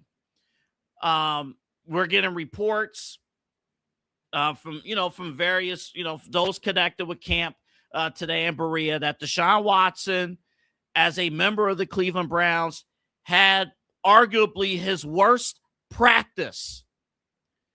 In the 5 years he's been here, his worst practice happened today. Now, listen, it's day one. It's under a new system, new coaching staff. Obviously, it's Todd Monken driving the bus, not Kevin Stefanski, who's dealing with his own quarterback issues down in Atlanta. They don't have anybody to suit up a quarterback for Atlanta. Hello, Dylan Gabriel might be your week one starter in Atlanta if they want to make a move there. Give us a call. But Deshaun Watson, not looking too good. I know there are the QB stats, and we'll show you the QB stats. And I'm understanding of the fact that, with camp, and let's be mindful about camp. camp is long, right? Camp is like, we're talking 5 or 6 weeks. Like, it's not just camp comes in today, it's done tomorrow. We're going to have a starter on Friday. That's not the case. But I've been told by those who are objectively those who believe Deshaun Watson's to start. And I don't think there are very few super Deshaun Watson fans. Very few. Again, fun fact, I was blocked by Deshaun Watson many years ago. I still, to this day, have no idea why I was blocked by Deshaun Watson. I'm talking about I was blocked when I was working in radio, and that's been years. I don't know. But what I heard from people, I heard Deshaun Watson with more experience, more mileage in the league, basically healthy, as Kyle Cordell pointed out earlier today, healthy since December of last year. Remember, he could have played last year. I mean, the Browns were out of it. It didn't make any sense. But if it was necessary, he could have played at the end of last season. But he didn't get cleared. But he's been healthy. He's looked great in OTAs and stuff. But ever since that report came out, remember back in early June, that report came out that Deshaun Watson basically had the driver's seat to become QB1. And it was his job to lose. Apparently, he's losing it. And this guy stinks. I don't know. Man, to hear those reports today, it's not disappointing because we all expect it. I don't even know if I should be angry because he sucked today. I can't be disappointed because I expected him to suck. Maybe I could look at Jimmy Haslam and say, why the hell is he still on the roster? Maybe I could just come out and say that. Because you know what's going to happen. And I forecasted this. My job is to forecast things. It's not just to say, oh, I like this guy, so this is what I'm here to forecast what's going to happen. If Deshaun Watson can prove he could tie his cleats and tie his shoes, they're gonna put him out there as long as he doesn't look horrible. The problem is he looks horrible. Because once you go with Shedeur Sanders, you can't go back to Deshaun. You can't go back.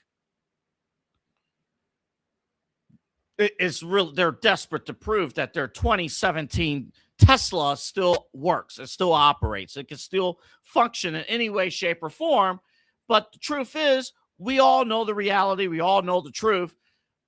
But how far can you go when bad money is spent?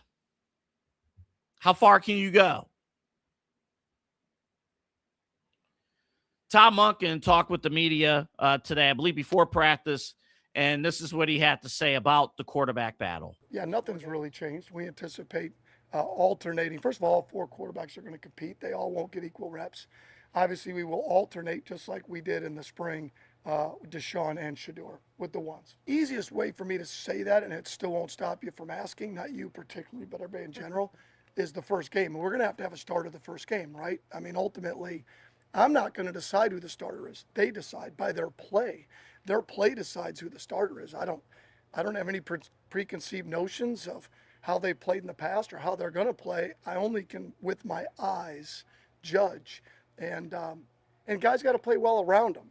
I think we've shored up some things up front. We've added some weapons on the perimeter, so I think that's going to help. But they'll decide who plays. I don't decide who plays. The players decide who plays. And that's courtesy of the Cleveland Browns with that cut. I do agree with Kyle. He mentioned earlier, it's like any coach who says that the players decide who starts, they're full of it. Don't buy into any of that. They are completely full of it. It's your job as a head coach to make the right call and to make the right decision. and to go with the guy who gives you the best opportunity to win today, tomorrow, and down the road. And none of those three options applies to the guy that you're paying $250 million to. Now, again, and I stand by this. I truly believe, and I stand by this, and again, I don't mind if somebody tells me that I'm way off in my assessment, but this is how it looks from the outside.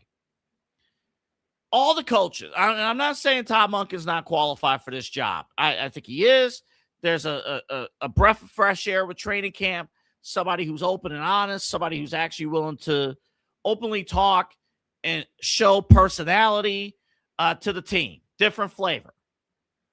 But I ultimately believe you looked at all the coaches who was interviewed for this job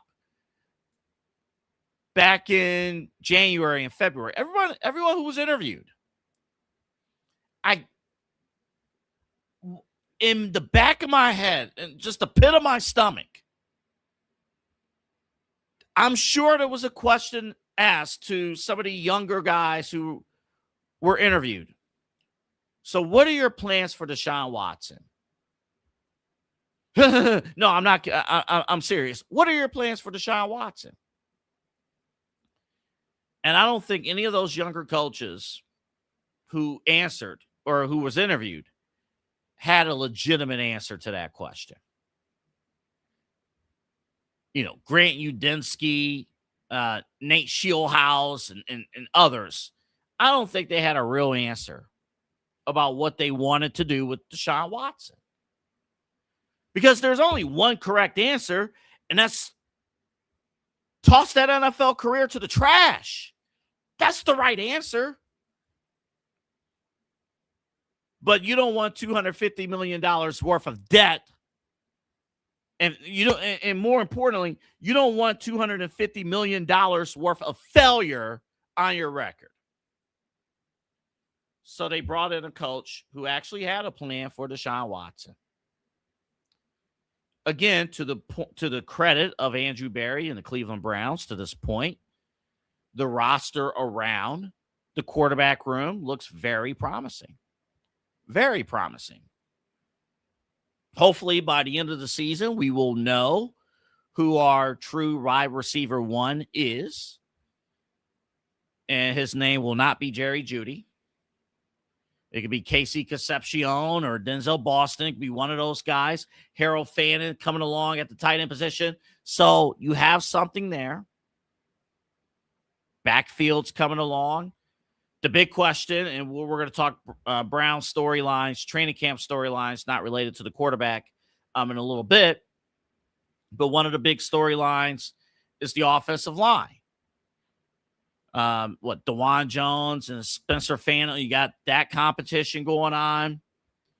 And then that's just on the offensive side. We're not even focusing on the defense. But you have surrounding this quarterback situation a young roster. In fact, there was a poll that was posted in the last few days that had the Cleveland Browns ranked in the top 5 of best rosters with guys under the age of 25. That's here in Cleveland with the Cleveland Browns. So there's a lot of great things on this roster. A lot of potential. This is the perfect developmental roster that could sneak out some W's. That if things go right, will compete against some of the top teams in the National Football League. What are we doing with this Deshaun Watson thing? Why are we even bothering with this? And it shouldn't be a hot take. It ain't a hot take. It's not a hot take. The dude stinks. So we're going to, and the biggest issue, and he had back-to-back interceptions. One of them was to Denzel Ward. Shout out to Denzel Ward. He's going to be with us. My number one concern with any player, especially quarterback, who has missed significant time and has not played consistent football at a high level in a long time. My number one concern and honestly fear is the speed of the game. It's the speed of the NFL. Is the speed of the NFL passing Deshaun Watson by? The answer is yes. That's not a hard question either. The answer is clearly yes. The speed of the game has surpassed Deshaun Watson. He could be the smartest. He can have all the knowledge. He can know what plays that should be ran and things like that. But processing what to do from your brain to your arms and shoulders and hands, the vision to the actual execution of the throw or the play, the speed is not there anymore. I mean, I'll take it in simpler terms.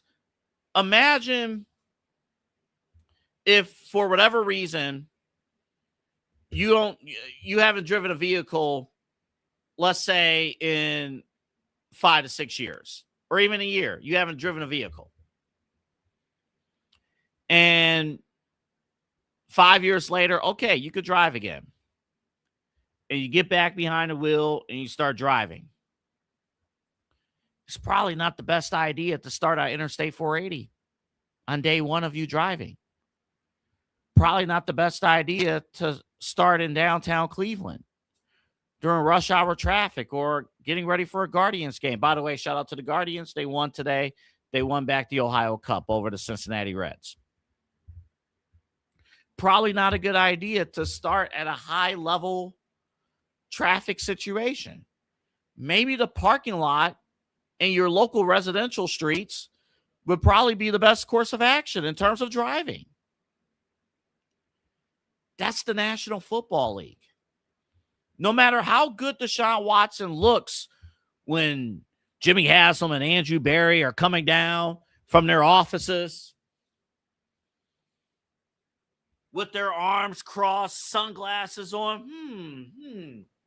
All right, how you doing? Looking good. When those pads come on, it's a whole different beast.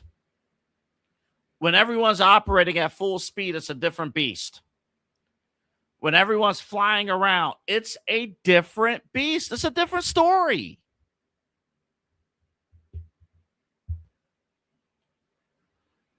I think for that reason alone, in my honest opinion, it's irresponsible to put Deshaun Watson on the field.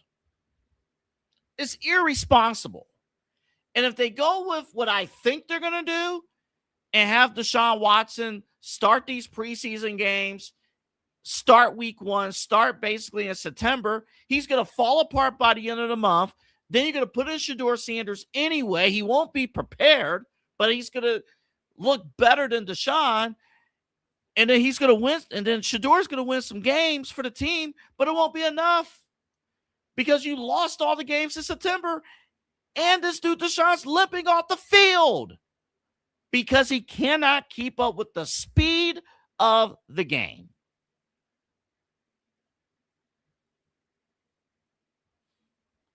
It's that simple. When we come back from break, I'll show you the, shout out to ESPN Cleveland.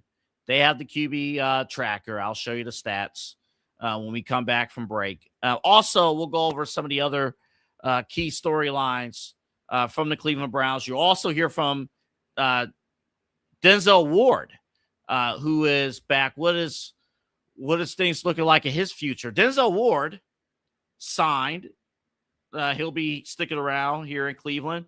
Also, Grant Delpit signed, multi-year deal. He's going to be sticking around as well. So we're going to talk about that when we come back. Folks, it's irresponsible to put Deshaun out there. The game has passed him by. And unfortunately, on your record, Cleveland Browns, you have $250 million worth of failure that's on your record books.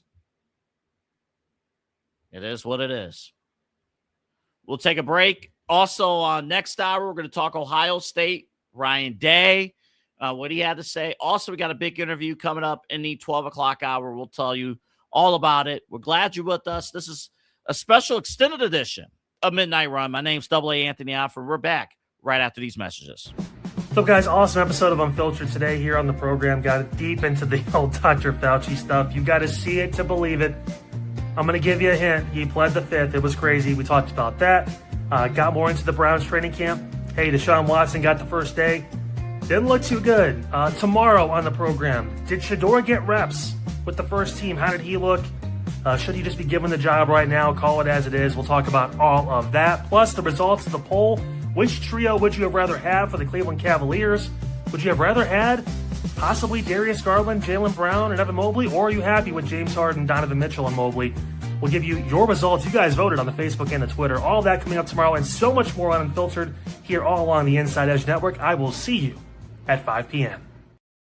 Fanatics isn't just our name, it's who we are. Loyal, passionate fans dedicated to our favorite teams and to the sports we love. That's why we're honored to be able to offer fans the world's largest collection of official sports apparel and sports jerseys from all leagues, teams, and players you love. We feature a wide selection of gear from every league, including the NFL, MLB, NBA, NHL, and NCAA merchandise, which allows us to serve fans of football, baseball, hockey, basketball, lacrosse, soccer, golf, and, well, everything else that gets your heart pumping. Go to fanatics.com by using the QR code on your screen right now to celebrate your teams. That's fanatics.com, a proud sponsor of the Inside Edge Network, Cleveland's digital leader.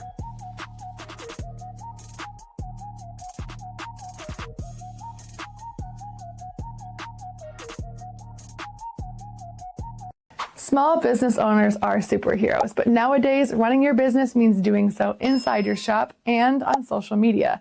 That's why you should make Omega Video Marketing your sidekick. With a decade of content creation experience, I create dynamic, informative, and fun videos for your specific social needs that will increase brand awareness, get you more followers, and keep your social pages and websites current and fresh. I offer flexible pricing and turn times and will work with you to understand your brand and your story. All of that comes from the heart. My award-winning expertise is just the cherry on top. So let's get connected. After all, your brand is the alpha and my expertise is the omega. Discover our collection of handcrafted candles. That's right, every product is thoughtfully created in small batches free from harmful toxins for mindful everyday indulgence. Our candles are hand-poured in coconut soy wax with natural wood wicks, offering a long-lasting burn and rich fragrances. Create a cozy, safe ambiance for your home with candles from Alley Rose Fragrances. First-time customers use the promo code InsideEdge20 to receive 20% off your order. AlleyRoseFragrances.com, proud sponsor of the Inside Edge Podcast Network. Mosser Moments Photography is a husband and wife wedding photography team based in Cleveland, owned and operated by Inside Edge Network's very own Ryan Mosser and his wife Hallie. For the past 10 years, they've captured more than 100 weddings across Northeast Ohio and beyond, always working together as a true two-person team. Their style centers on authentic, emotional storytelling, documenting the real moments between two people in love and creating images that feel natural, comfortable, and true to the couple. Rooted in Northern Ohio but inspired by their travels, Ryan and Hallie bring a warm, personal approach to every wedding day. Their work blends experience, consistency, and a genuine passion for helping couples relive their best day through timeless photography. Learn more at MosserMomentsPhotography.com by using the QR code on your screen right now. MosserMomentsPhotography.com, a proud sponsor of the Inside Edge Network, Cleveland's digital leader.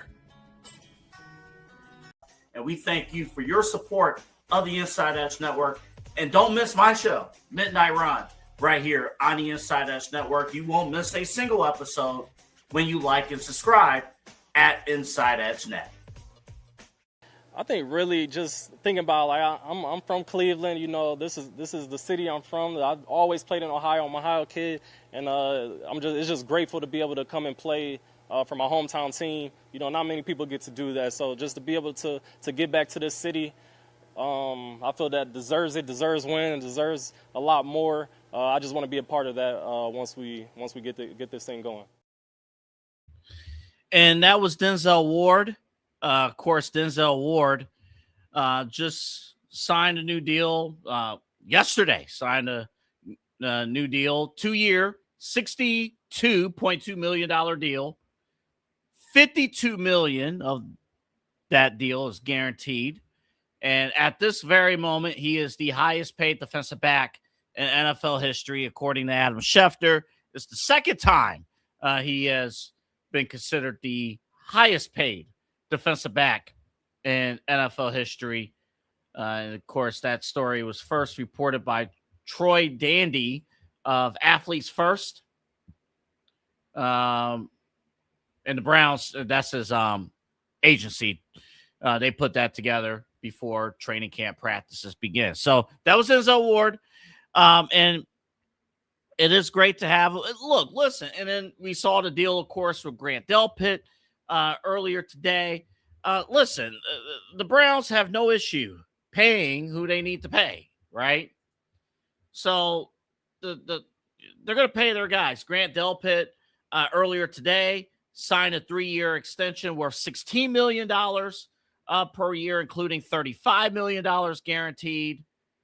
And this, according to Adam Schefter, this is Grant Delpit's third NFL contract, and it ties him to the Cleveland Browns through the 2029 season. So Grant Delpit, barring any trades, anything like that, he will be here through the opening of the new football stadium in Brook Park in 2029. So that's good for him. And then we saw a moment in camp where Andrew Berry congratulated Grant Delpit, told him the news on the field, and then Delpit and his teammates celebrated the new deal. That's pretty cool. That is awesome. That's cool stuff right there. You know, making your money, doing what you need to do. Look, and again, I want to make perfectly clear, because I had somebody text me during the break, like, "Oh, you just hate Deshaun Watson." I don't hate anybody. First off, these are professional athletes. I don't care who's out there playing for the Cleveland Browns. Whoever, give me 11 players on offense, 11 players on defense, whoever on special teams that's going to help my football team win. I don't care who it is. If I am dead wrong on Deshaun Watson and he turns out to be the surprise of the century, I have no problem going into frozen cold takes, and like, oh, Inside Edge Network host Anthony Alford dead wrong on Deshaun Watson on July 29th. Fine. If I'm wrong on Deshaun Watson, that means we're winning football games. I'm cool with that. I'm not one of that's the one thing that we got to stop doing.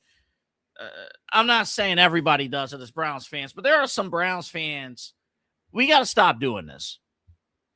Just because our guy isn't on the field, just because our guy's not getting the reps, our guy may ultimately not be named the starter. Whoever's on the field, those are the ones that we got to hope can help us win games. And if they are winning us games, we shouldn't be sitting there like, oh, well, it wasn't my guy. We're Browns fans. Whoever helps us win games, we need to support that, because quite honestly, we have not done nearly enough winning to be able to cherry pick who we want out there on the field and not support the opposition. Like we saw that too many times, even in the final Baker Mayfield days. Like, come on, whoever's out there. And again, there's a difference between ripping, which I did, I have no problem doing it, ripping a player for poor performance and then flat out not supporting the player that we may not support for occasional good performances. With that being said, you ain't seeing a good performance out of Deshaun Watson. You will not you will not see a good performance out of Deshaun Watson. I don't care if Jerry Jeudy wants Deshaun Watson to start. In fact, his endorsement, Jerry Jeudy's mere endorsement of Deshaun Watson becoming a starter tells me he should effing start for the team. The guy who can't produce unless Jameis Winston's on the team telling me that Deshaun should be the star. Yeah. Sometimes endorsements tells me to run the other way. Oh, that guy's endorsing that person? Boom. There's my answer. Go the other way. And things will be fine. All right, folks. Shout out to ESPN Cleveland. They did it. Here it is. ESPN Cleveland's quarterback tracker. Again, thank you to everyone at ESPN Cleveland for providing these. Here it is from today, day one of training camp. Shedeur Sanders, and I'm just reading it for our audio listeners. Shedeur Sanders, 16 of 19, no touchdowns, no interceptions. I'm going to skip down one. Dylan Gabriel, 7 of 9, no touch. Nobody had a touchdown, by the way. Dylan Gabriel, 7 of 9, 1 pick, but the completion percentage was high. 7 of 9, only 1 incompletion. Interception. And then Green, 3 of 5. It doesn't. I don't. I'm going to be honest. I don't envision 4 quarterbacks carrying over to the regular season. I just don't. Now,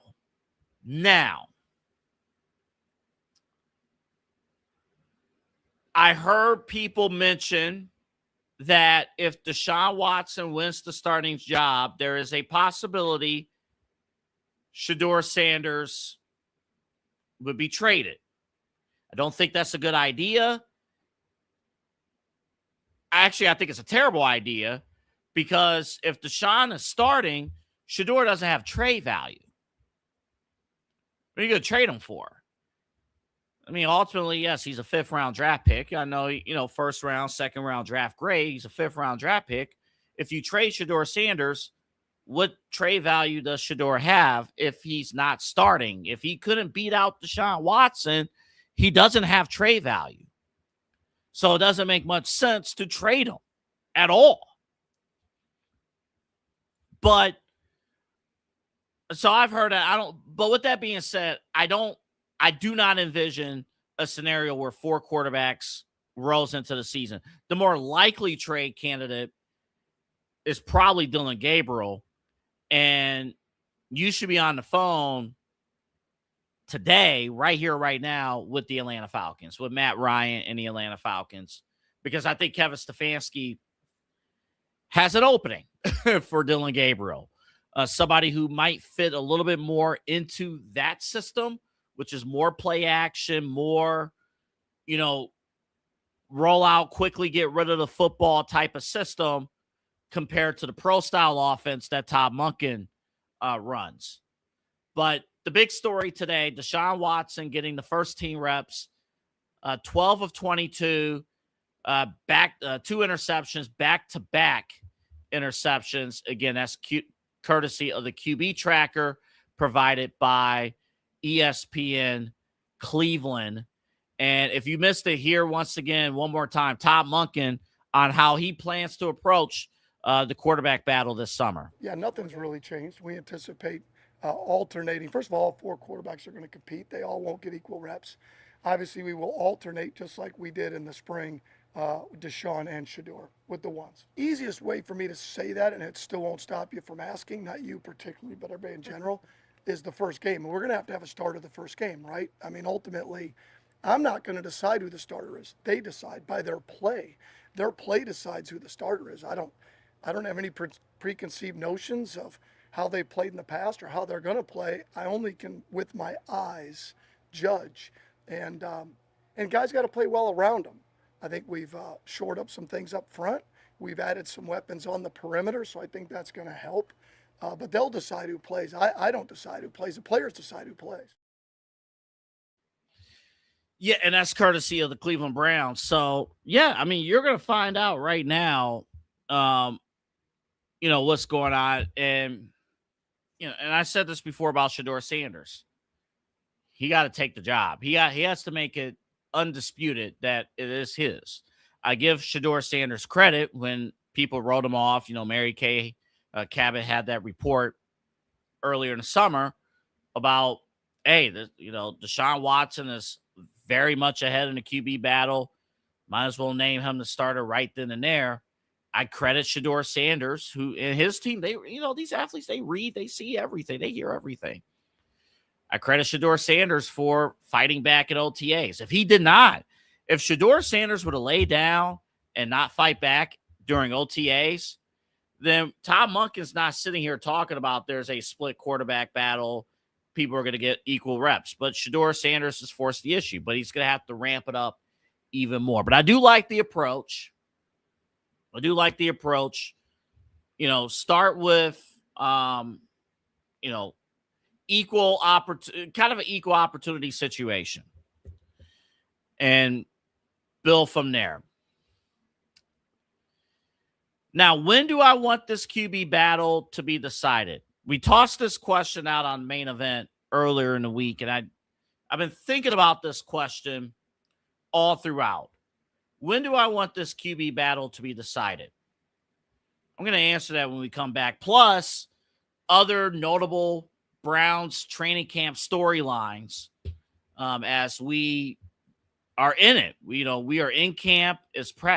Practice is fun when you're not participating. We only like covering practice because we're not actually training camp 2 a days, 3 a day. I know we don't do 2 a day, 3 days anymore, but those are the worst. There's nothing good about it. But this is where you build character, all that stuff. But when do I want this QB battle to be decided?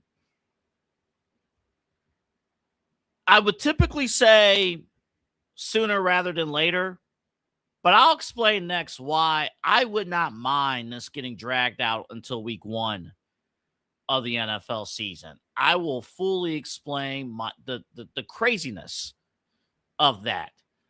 Plus the Brown storylines in training camp and Ohio State. We'll hear from Ryan Day coming up after the break. Plus, we have a big guest, Don Cleary of Keon Sports 92.3 The Fan.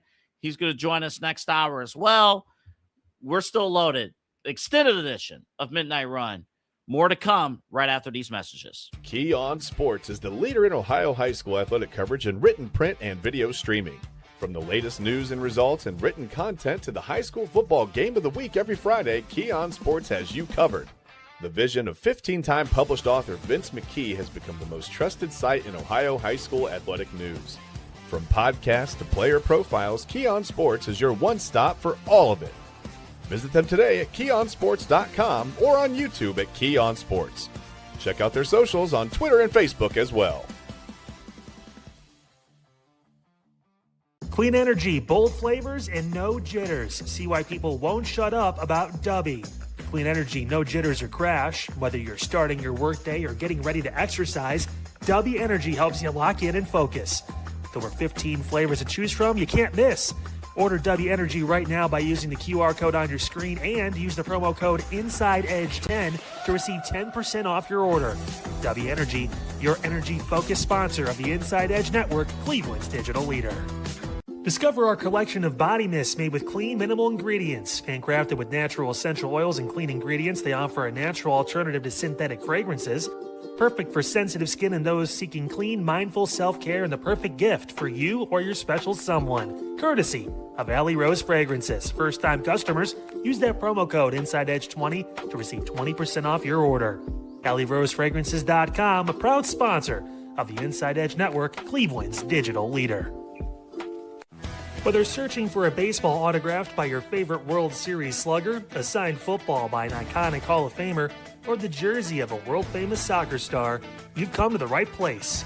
Here at sportsmemorabilia.com, the web's leading source of authentic sports memorabilia, you'll find more than 500,000 authentic products from nearly every professional sports league, team, and players.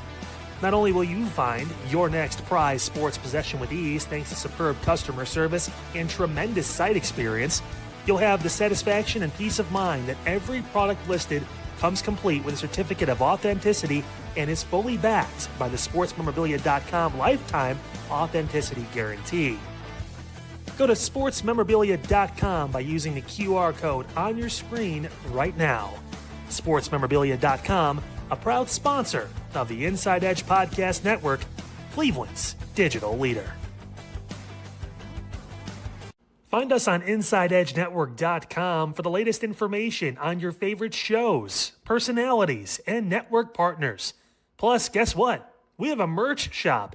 That's right, we have network polos, t-shirts, champion jackets, hats, and bottles. Rep the network. Every purchase supports independent sports and entertainment media. Use the QR code on your screen right now to check out InsideEdgeNetwork.com. That's InsideEdgeNetwork.com.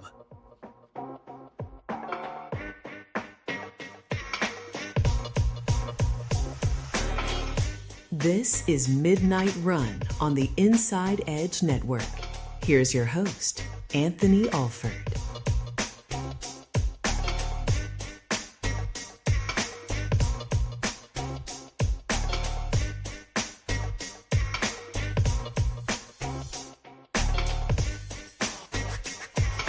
And with that, welcome back to Midnight Run here on the Inside Edge Network. Again, my name is Anthony Alford. Great to have you along. And here's what's great. Since we are running, I just stung myself. Hold on. You ever get like your clothes, like your pants or shorts, you just get the fabric kind of stings you a little bit. That's what just happened. Like right at that intro. That kind of a little painful. That's okay. Glad you're back here with us here on the Inside Edge Network. And I say back with us again. Typically, this is our normal time slot, midnight run here on the Inside Edge Network. Again, we're still here with you until 1 o'clock. Both Eli and Chad are both off today. Eli is visiting family in Columbus. Chad is on vacation this week, so we adjusted the schedule a little bit. Autumn was on earlier today. Myself and Autumn, we were on earlier today with the Daily Spiral at 10 o'clock. And then right around 11:20, I took over for an extended edition of Midnight Run. So we've been talking heavily about the Browns. If you just joined us, again, remember to like and subscribe at Inside Edge Net across all of our social media platforms. Instagram, TikTok, Twitter, Facebook, and YouTube.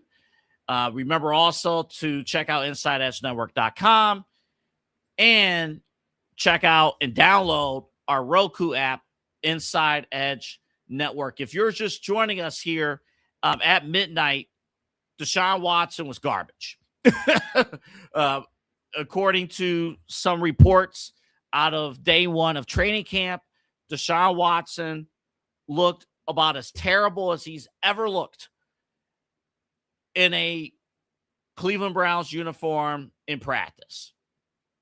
Not good, slow. And that's my worry, and that's my fear with Deshaun Watson is the speed of the game.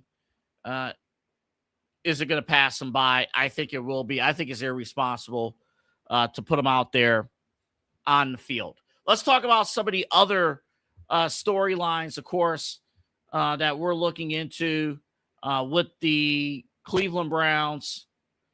And I think the big one, I know that the non-sexy one is the offensive line. But remember, with this offensive line with the Cleveland Browns, there was a point in time, you got, they basically had to replace their entire line with retirements and cuts and things like that. So you got Howard in there, Jenkins, Zion Johnson, and of course Spencer Fano. Of course, that's our early first round draft pick. I know when you talk about having a high draft pick and you draft a lineman, that's not sexy, but this is the same team that was the home to Joe Thomas for many years. So we know this is where it's tricky, because I'm going to choose my words carefully when I say this. We know how important the offensive line is, especially the left tackle position. It's extremely important. But we also know that if you don't have a quarterback, a left tackle can only take you so far. Now, you need that left tackle. You need somebody who you could trust. And hopefully Spencer Fano could be that guy that you could trust at the left tackle position. I believe DeJuan Jones, who went to Ohio State, got work at that left tackle position earlier today.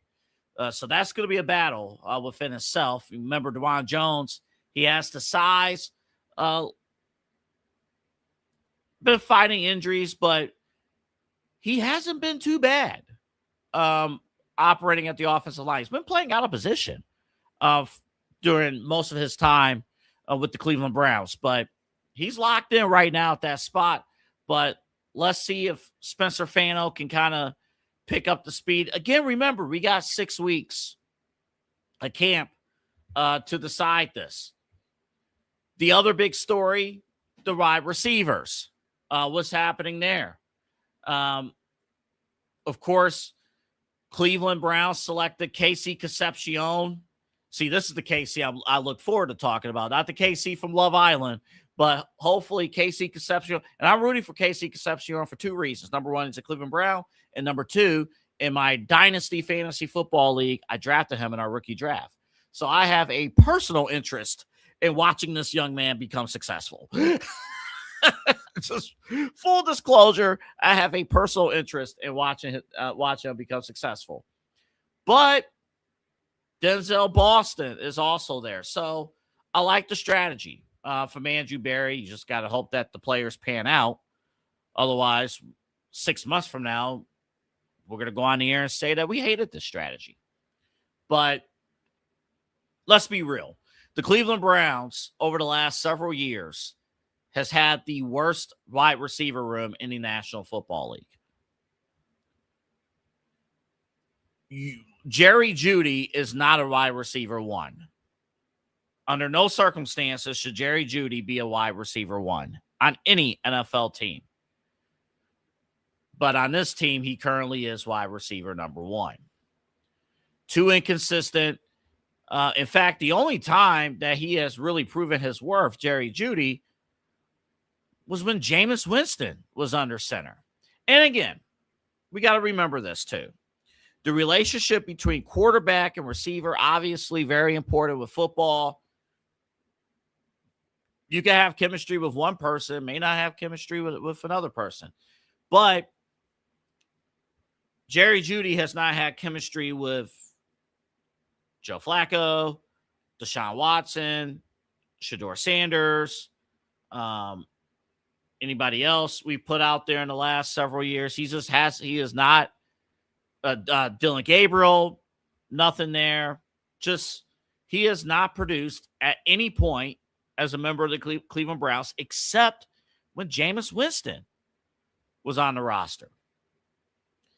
The wide receiver room, of course, Jerry Jeudy, Cedric Tillman. Those are the major names. There's some other names in there too, but the genesis of the wide receiver room: Jerry Jeudy, Cedric Tillman, Casey Concepcion, and Denzel Boston. Concepcion and Boston both made good impact during the offseason program. You also got Isaiah Bond in there too. I forgot to mention him. So you have a young receiving core um, in there. So there's going to be competition at that point in time, but I'm very curious to see who's going to be wide receiver one and who's going to make that work, who's going to make that operate. And that's where the preseason games will fall into play. Of course, the first game being out on Saturday, August 15th against the Chicago Bears. We'll kind of see how both quarterbacks and also Dylan Gabriel, how they fare with the receivers that we have there. Mike Rudenberg, he is the new defensive coordinator. The defense, now that Jim Schwartz, and let me briefly recap that situation. Jim Schwartz, he's right. He went on the pocket. I don't think Jim Schwartz did anything wrong. In his assessment, I don't think he did anything wrong. When he said, look, you've seen what my defense has been able to do. We've been a top-ranked defense for years and years. We've been top-ranked. You have had nothing to worry about. And yet, and I've had head coaching experience, and you pass me up and you expect this arrangement to work? No. And take a Miles, and I know, Miles Garrett now with the Los Angeles Rams. That's another big story. And we'll cover more offseason stories tomorrow, but that's another big story. But look at somebody like, Denzel Ward and Grant Delpit. And before that, Miles Garrett. Look at some of the veterans on defense. New head coach, Todd Monken. He's trying to install a new program into the organization. Miles Garrett or whoever may not like what was said. And then, so you have a situation where you have a power struggle. You have, all right, head coach Todd Monken says this. Coach Schwartz, what do you think? It's that look. It's the look of the other way. It's the, you're the head coach, you're talking, and your key assistant next to you is standing there saying, who are they going to listen to? So I don't blame Jim Schwartz one bit for saying, deuces, I'm out. This arrangement's not going to work. I think he will be able to find work. He has to sit out this season because he's technically still under contract with the Cleveland Browns for one more year. I don't think there'll be any issue with Jim Schwartz finding any line of work in 2027. But that's the big story. Mike Rudenberg, the new defensive coordinator for the Cleveland Browns. Can this Browns defense without Myles Garrett still be considered a top 5 ranked defense? We'll have to see. That pressure falls on Jarrett Verse from the Los Angeles Rams, the guy that the Rams never wanted to give up in the first place. Remember, he was the one, the Rams have been pursuing Myles Garrett for years. And Andrew Berry said, we'll trade Myles Garrett if Verse can come back. The Rams reluctantly agreed, and they did so. So that's pretty cool. That's pretty cool that happened. And the hope, if you're a Browns fan, is if this trade in effect have the same impact that Matthew Stafford and Jared Goff, that trade had between the Los Angeles Rams and the Detroit Lions.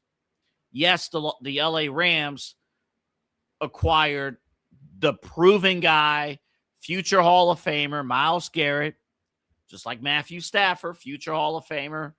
Matthew Stafford wasn't the greatest at his position. Myles Garrett's the greatest at his position currently. But what could Jarrett Verse be in return in only his second year? What kind of player can he be in a defense in a position in which twice a year he's going to face Lamar Jackson. Twice a year he's going to face Aaron Rodgers. And maybe twice a year, if he can stay healthy, he's going to face Joe Burrow.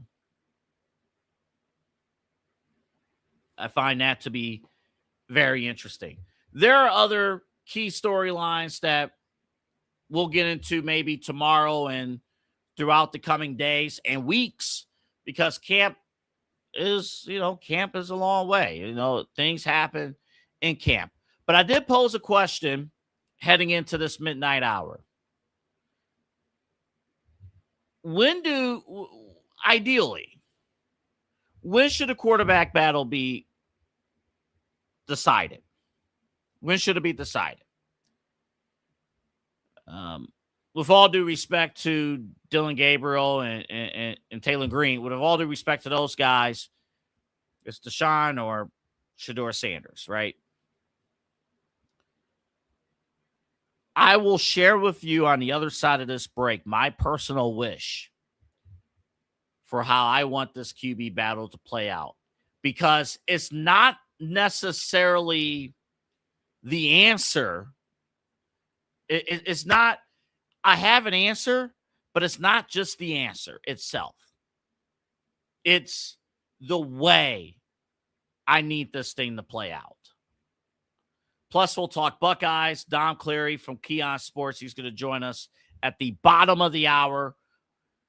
We are locked and loaded. The extended edition of Midnight Run with myself, AA Anthony Alford. I will tell you on the other side how I want this QB battle to play out.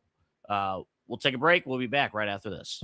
Fanatics isn't just our name, it's who we are. Loyal, passionate fans dedicated to our favorite teams and to the sports we love. That's why we're honored to be able to offer fans the world's largest collection of official sports apparel and sports jerseys from all leagues, teams, and players you love. We feature a wide selection of gear from every league, including the NFL, MLB, NBA, NHL, and NCAA merchandise, which allows us to serve fans of football, baseball, hockey, basketball, lacrosse, soccer, golf, and, well, everything else that gets your heart pumping. Go to fanatics.com by using the QR code on your screen right now to celebrate your teams. That's fanatics.com, a proud sponsor of the Inside Edge Network, Cleveland's digital leader.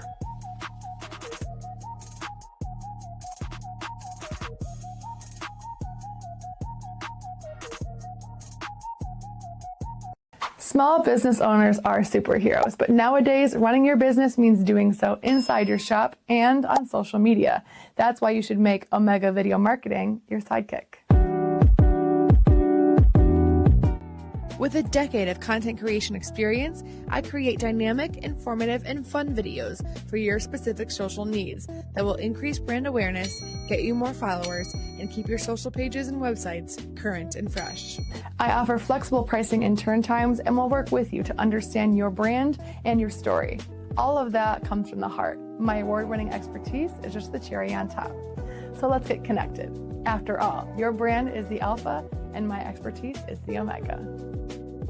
Discover our collection of handcrafted candles. That's right, every product is thoughtfully created in small batches free from harmful toxins for mindful everyday indulgence. Our candles are hand-poured in coconut soy wax with natural wood wicks, offering a long-lasting burn and rich fragrances. Create a cozy, safe ambiance for your home with candles from Alley Rose Fragrances. First-time customers use the promo code InsideEdge20 to receive 20% off your order. AlleyRoseFragrances.com, proud sponsor of the Inside Edge Podcast Network. Mosser Moments Photography is a husband and wife wedding photography team based in Cleveland, owned and operated by Inside Edge Network's very own Ryan Mosser and his wife Hallie. For the past 10 years, they've captured more than 100 weddings across Northeast Ohio and beyond, always working together as a true two-person team. Their style centers on authentic, emotional storytelling, documenting the real moments between two people in love and creating images that feel natural, comfortable, and true to the couple. Rooted in Northern Ohio but inspired by their travels, Ryan and Hallie bring a warm, personal approach to every wedding day. Their work blends experience, consistency, and a genuine passion for helping couples relive their best day through timeless photography. Learn more at monstermomentsphotography.com by using the QR code on your screen right now. monstermomentsphotography.com, a proud sponsor of the Inside Edge Network, Cleveland's digital leader. How's it going, everybody? Eli Moon here, one half of Inside Edge Primetime. Of course, Chad B and myself with you every weeknight from 10 p.m. to 11 p.m. Monday through Friday. Chad B on vacation this week, however, so I've been rocking solo and excited to get him back. I will be on vacation for just a day tomorrow.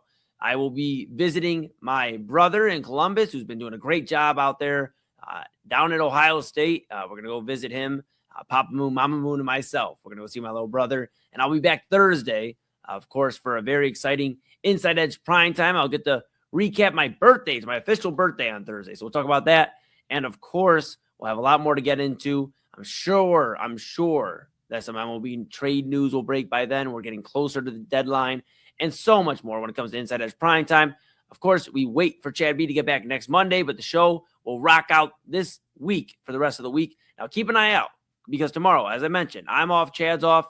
That means at 10 o'clock, we will have the Daily Spiral, Autumn Chisholm and Anthony Alford. And then at 11 p.m., Midnight Run runs a little early at 11 p.m. Double A Anthony Alford. Stay locked in here, Inside Edge Net. Across all the socials, InsideEdgeNetwork.com is where you're going to want to go read about everybody. And, of course, we're on Roku as well. Inside Edge Network app on Roku. Appreciate all your support. And we will see you. Well, not me. Not tonight. Of course, we all will see you later on tonight on the Inside Edge Network. Well, first off, one of the elite players in the NFL, well-deserved.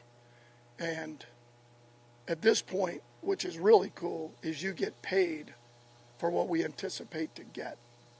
Nobody pays somebody for what they've done. You're still anticipating that he's going to play at a high level, which I see nothing that will stop him from still being an elite level. And I'm happy for him. To continue to play at a high level and always be a Cleveland Brown, being from here, I think it's really cool. I think, I was fired up for him. He had a big smile on his face yesterday. It's been something that I know Andrew's been working on, and I know we're fine. That is Todd Monken, courtesy of the Cleveland Browns, talking about Denzel Ward staying here in Cleveland. That is huge news. 8 minutes from now, Don Clary of Keon Sports is going to join us on the show. He has two announcements, including the Keon Sports Week 1 Game of the Week. You will hear that announcement live exclusively first, coming up in about 10 minutes right here on Midnight Run. Cannot wait for that. I shared right before the break, how do I want this quarterback battle to play out? My short answer is Shedeur Sanders. I want Shedeur Sanders to lock this job, lock it in.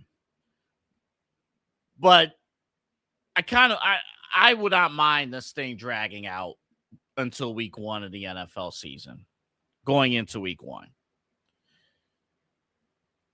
Give Deshaun Watson one more chance. One more chance. You made it this far. One more chance. Because I want people to see what happens when you F around. You don't get that opportunity to play. I know injuries are a big part of it, and that part sucks. But what happens when you take a bet on somebody with baggage, somebody who even just from a football standpoint, he's not going to be available to play at all? And what happens when the speed of the game passes him by? Let it play out, and then I want Shedeur Sanders to take that job away from Deshaun Watson. Like Todd Monken saying, it's up to the players to determine. Bull. Watson currently is QB1. It's up to Shedeur to take it away. But I think it's going to be a combination of Deshaun falling on his face and then Shedeur Sanders. Can he pick it up? The key with Shedeur Sanders, he will not win that job if he can't get that ball out of his hands quickly. That's going to be his key. If he can't do that, then then you're screwed, period. Like, you're screwed, period. And then good luck in 2027 when you're loaded with a ton of quarterbacks in that draft class. Remember, it was Shedeur Sanders who won a few games at the end of last season. It's probably a big reason why Fernando Mendoza is not on a Cleveland Browns roster right now. Beating the Pittsburgh Steelers will do that. It will do that. Quickly, Ohio State. You see the schedule? Look at this schedule. And first of all, look at week 3. And look at the time. Ohio State has a crazy, crazy schedule. But week 3, their home game against Kent State is on Big Noon Saturday.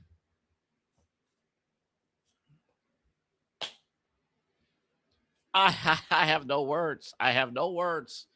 Gus Johnson is going to call a Kent State football game. I have no words. Now, word on the street, Kent State's going to have a better football team. This is no hate on Kent State, but is the football schedule that weak? Is it that bad on September 19th for that to be the game of the week? I don't know. Maybe. But all eyes with Ohio, obviously that Ohio State's going to run it back with Texas in week 2. That's on ABC. That's going to be a big one. That's a big matchup with Texas. Arch Manning, we'll see how he's looking. And by the way, how's our quarterback looking? Here's what Ryan Day had to say about our guy under center. As many of you know, as somebody who in 2 years has already made an amazing impact on the game of college football. What he's meant to the game on the field, but also off the field is tremendous. And he has a chance to leave a legacy behind, and he knows that. He's got a whole generation of young players that look up to him and who he is. He's a household name, and he's had a great offseason. He's taken the step into a leadership role, and it's great to watch him find his voice. Julian. So how about that? Yeah, find his voice, and we'll kind of have to see where it all plays out. Also, Ryan Day had this to say about his other stud football player returning to the roster. Julian Sayin, in now year 3 with us, year 2 as a starter, has a different look in his eye. I said before, he had great success last year. He won his first start ever home against Texas in a big, top 5 matchup, 1-0 rivalry game in the sideways snow, but then came up short at the end of the year. We all did, but when you look in his eye now, you see a different person. You see a different body. He's worked hard. He's gotten stronger. He's found his voice even more, and he's got a great look in his eye. And I think he's poised for a great season. And then, the clip before was about Jeremiah Smith. So the clip before was about Smith. This one was about Julian Sayin. The key when you look from week 7 on. Obviously, that Indiana matchup, you could circle that. Of course, Fernando Mendoza is not on the roster anymore. He's in the NFL, so you may not have the same Indiana team, obviously. But that's a spotlight game. And then you have a bye, and then USC, Oregon, Northwestern is no joke. Nebraska is no joke. And then, of course, Michigan. And if you somehow make it through all of that, you have the Big Ten championship game, and then the college football playoff. If Ohio State somehow, some way comes away this regular season without a single loss, it will be Ryan Day's best work. No question about it. It will be his best work. If he comes away without a single loss, forget about it. It's absolutely nuts. By the way, real quick, here's what Ryan Day had to say about the Indiana matchup. Take a look. Well, I think, it's going to be a great environment.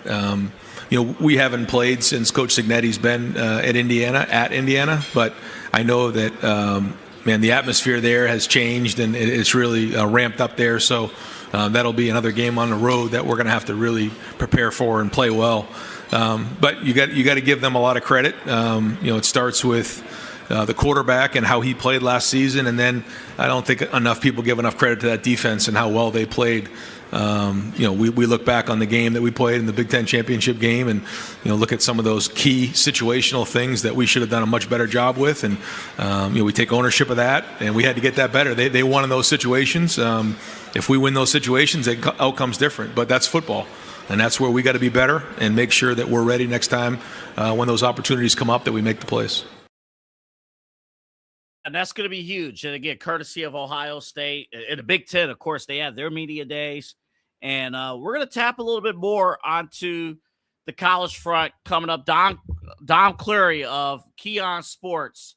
He comes your way next. Again, one of our partners. I want to say this real quick before we get to the interview because he is standing by. I want to give a quick shout out to their Keon Sports entire leadership team. Dom's a part of it. My guy, Brandon Soder, and of course, the quarterback of it all, Vince McKee. He invited our team out to his internship night. Just can't believe it's been a week, just over a week ago. And fantastic event. Of course, I was out there along with Eli and our Inside Edge Network owner, Peter Tellup, his son, Jacob. We were out there, had an opportunity to talk with local aspiring broadcasters looking to do some work with Vince and Keon Sports, and also lend a hand, help us out here at the Inside Edge Network. So when I tell you again, last weekend was very, very special. Of course, we had our live remote at the Brothers Lounge with Moon Bash this past Saturday. Of course, I got baptized on Sunday, which was, I still can't believe it that happened. But the weekend started this past Thursday night at the McKee residence with the Keon Sports internship night. And I can't wait to share with you guys. Actually, Dom is going to share when we come back from this break, a couple of key announcements. Plus, Dom is up to speed on what's going on, obviously with high school football, but also college athletics. I want to get his thoughts on what's going on with Ohio State and what's going on overall in college football. And, of course, we'll sneak in a little Browns talk to wrap it up as well. But you are watching Midnight Run here on the Inside Edge Network. My special guest from Keon Sports comes your way next here on the Inside Edge Network. Keon Sports is the leader in Ohio high school athletic coverage in written, print, and video streaming. From the latest news and results and written content to the high school football game of the week every Friday, Keon Sports has you covered. The vision of 15-time published author Vince McKee has become the most trusted site in Ohio high school athletic news. From podcasts to player profiles, Keon Sports is your one stop for all of it. Visit them today at keonsports.com or on YouTube at Keon Sports. Check out their socials on Twitter and Facebook as well.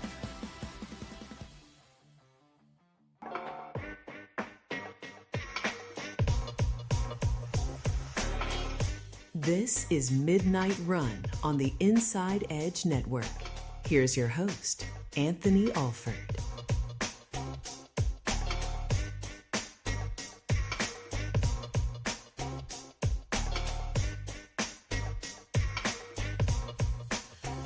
All right, folks, Double A here with you. We are happy to have you here with us. This has been a busy, busy day.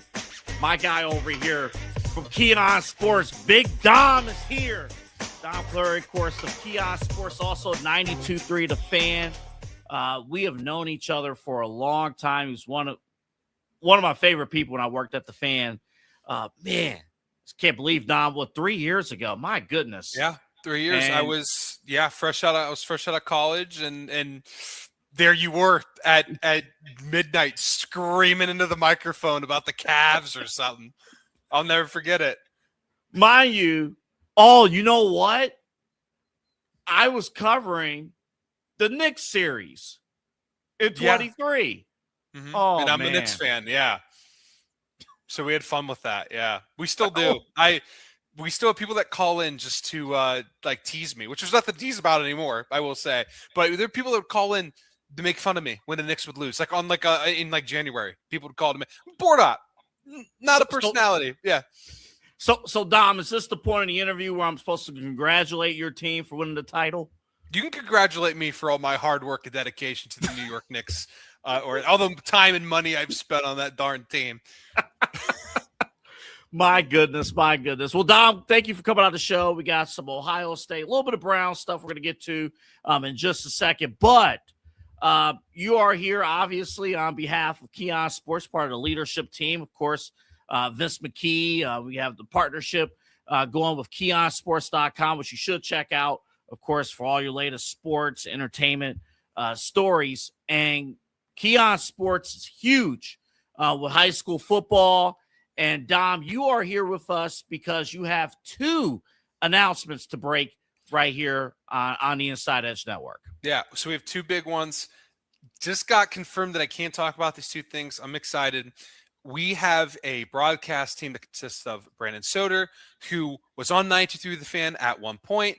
You have me, and then Brandon Marvel, Vince McKee will be sprinkled out throughout as well. That's your broadcast team for Friday nights. But we have on the 13th of Thursday in Parma at Rookies, one of our sponsors, we are doing a high school football preview show. The first time we've ever attempted it, first time we ever tried it. We're super excited. We were at Rookies today. It is a phenomenal venue. You should go there because it's a really cool place. If you like pool, if you like darts, if you like good wings, it's fresh, never frozen there. Divas explained the whole process. It's delicious, and I can't wait. I'm sold. I'm already sold. There. And I know you guys know something about putting on a show at a place. You guys did it the other week with right up the road from me. I had no idea you guys were doing it, but it's hard to put on a production. We're really excited. We're going to interview coaches, not announcing those coaches yet, but if you follow us, you know who the coaches are probably going to be, at least what schools could possibly be there. And speaking of schools that could possibly be there, well, week one, a game we always like to cover, we'll announce it now. Avon Lake, Strongsville, week one. We are excited for it. Strongsville coming off of a big season.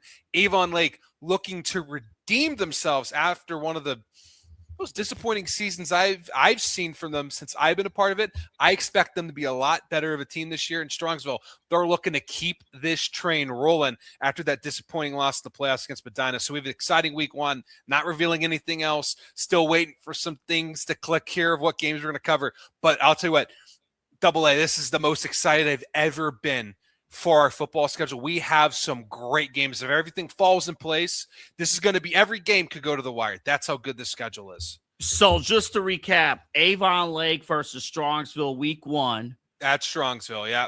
That and the Mustangs. Actually, that's at Avon Lake. That's at Avon Lake. Oh, it's at Avon Lake? Yeah. Had a game or two at Avon Lake way back when. That's a tough environment to play. That is a tough environment. That's going to be a good one there. Strongsville at Avon Lake. And then I'm looking forward to get August 13th, correct? That high school preview show? Yes, that will be at Rookies. We're looking at 7:00, but we will have, by the time you watch this, we'll hopefully have a poster done by then. Hopefully it's released at the end of the week. That's what we're looking at. But this is stuff we all decided a few weeks ago. I mean, this is very bang. We haven't had much time to promote it. It was an idea we've wanted for a while, but AA, we're really excited about it. And Don, this is going to be a great opportunity. Of course, we always talk about it here with remotes and stuff, networking opportunities, but it's hard to believe that by this weekend, the calendar will be August and high school football will be here. Real quick before we get to the college and then pros, I guess we'll build up here. But I'll tell you, I always look at the successful high school football programs across Northeast Ohio. We have plenty. One of the ones that I've been fortunate to cover for many years has been Kirtland football, of course, part of the Chagrin Valley Conference. But the good teams, the great teams, the great programs, I'll tell you, when you see the grassroots recruitment start young and like everyone from varsity to like 7th grade and younger They all know the playbook, and the Mhm. entire community's involved, Dom. That is huge. And you can see the teams that have been successful across Northeast Ohio, across the state, they dive into the grassroots. Everybody knows the program. Everybody knows, the parents, everybody. There's a buy-in to that. It's huge. Yeah, it's the communities all buy in here. Some communities that I absolutely have fallen in love with, Olmsted Falls. I mean, those kids are running the Flexbone triple option by the time that they're out of diapers. I mean, those kids run that offense to a T where it's at a point where, and I'm able to identify just because I've been around the game for so long. But Brandon Soder, who's a phenomenal play-by-play announcer for us, he doesn't know where the ball is sometimes. That's how well these kids learn the offense. Strongsville, I mean, those kids are benching 225 for reps by the time they're in kindergarten. I mean, these schools prep these kids at such a young age. That's how it was where I'm from in Western Pennsylvania. I mean, when I was 5, I had pads on. So it's very similar here of high school football is everything, and the numbers across the board of kids playing football has dropped. That's just the reality of things. Not Northeast Ohio. In Eds, if you live in Lakewood and you go to Eds or just Northeast Ohio in general, you want to play football at Eds. You want to play football at Iggy's. You want to play football at Avon now. Avon 20 years ago, you would have never thought would have been a powerhouse. Now you look at them. I mean, and I was talking to someone today. It don't make sense how darn good they are.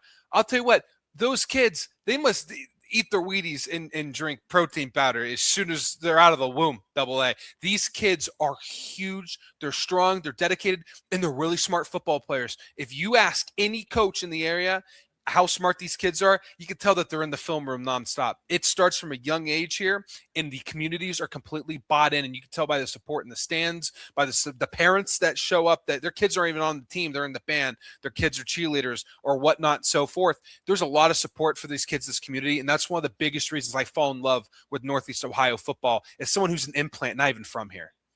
Oh, man, and being from here myself, I've seen it, being around.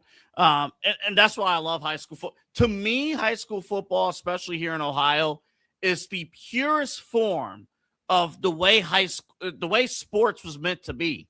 If you have that love of the game, the study, and you talked about it, like these athletes today, yes, they're bigger and faster and stronger, but they're smarter than ever before too. Film study is better than ever. Yep. Yeah. And they have to be. I know you guys have more announcements with Keon Sports. You guys will roll that out. I do want to make mention that you guys already have been doing a great job this season. I've been seeing some of the team previews and the schedules on keonsports.com.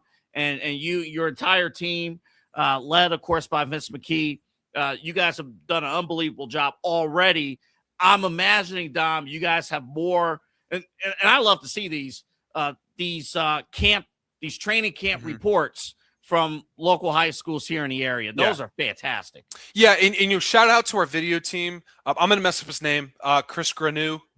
I always mess up his name. I did it on a live broadcast once, and he stared at me. I'm sorry. I'm trying my best. He's going to come to me now. He's going to come to me now. All the blame at me, AA. All the blame on me. He does a phenomenal job with his video recaps. And, I mean, all-star of the year. He's the head of our video production, Tony Bogan. Phenomenal. He's currently, every year, this is the second year we're doing it. He gives me videos for our open. We don't do a cold open into our broadcast. We do an open that I edit, and he's a huge help. I mean, he has so many games he sends me of clips. He's phenomenal. He does a lot of those camp previews. Tony Bogan is a phenomenal human being. He's also a phenomenal videographer. He's great at this job. Love Tony Bogan. Shout out to him. But he's one of those guys where you go on YouTube, go on our website, keonsports.com, go on our YouTube. We're around 23,000 subscribers, only 4 years in. We're very proud of that number, hoping to get to 100,000 eventually.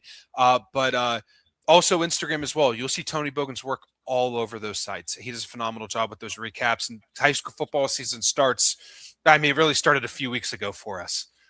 I know, and I cannot wait. Of course, believe it or not, the first August, what's that Friday? August 21st?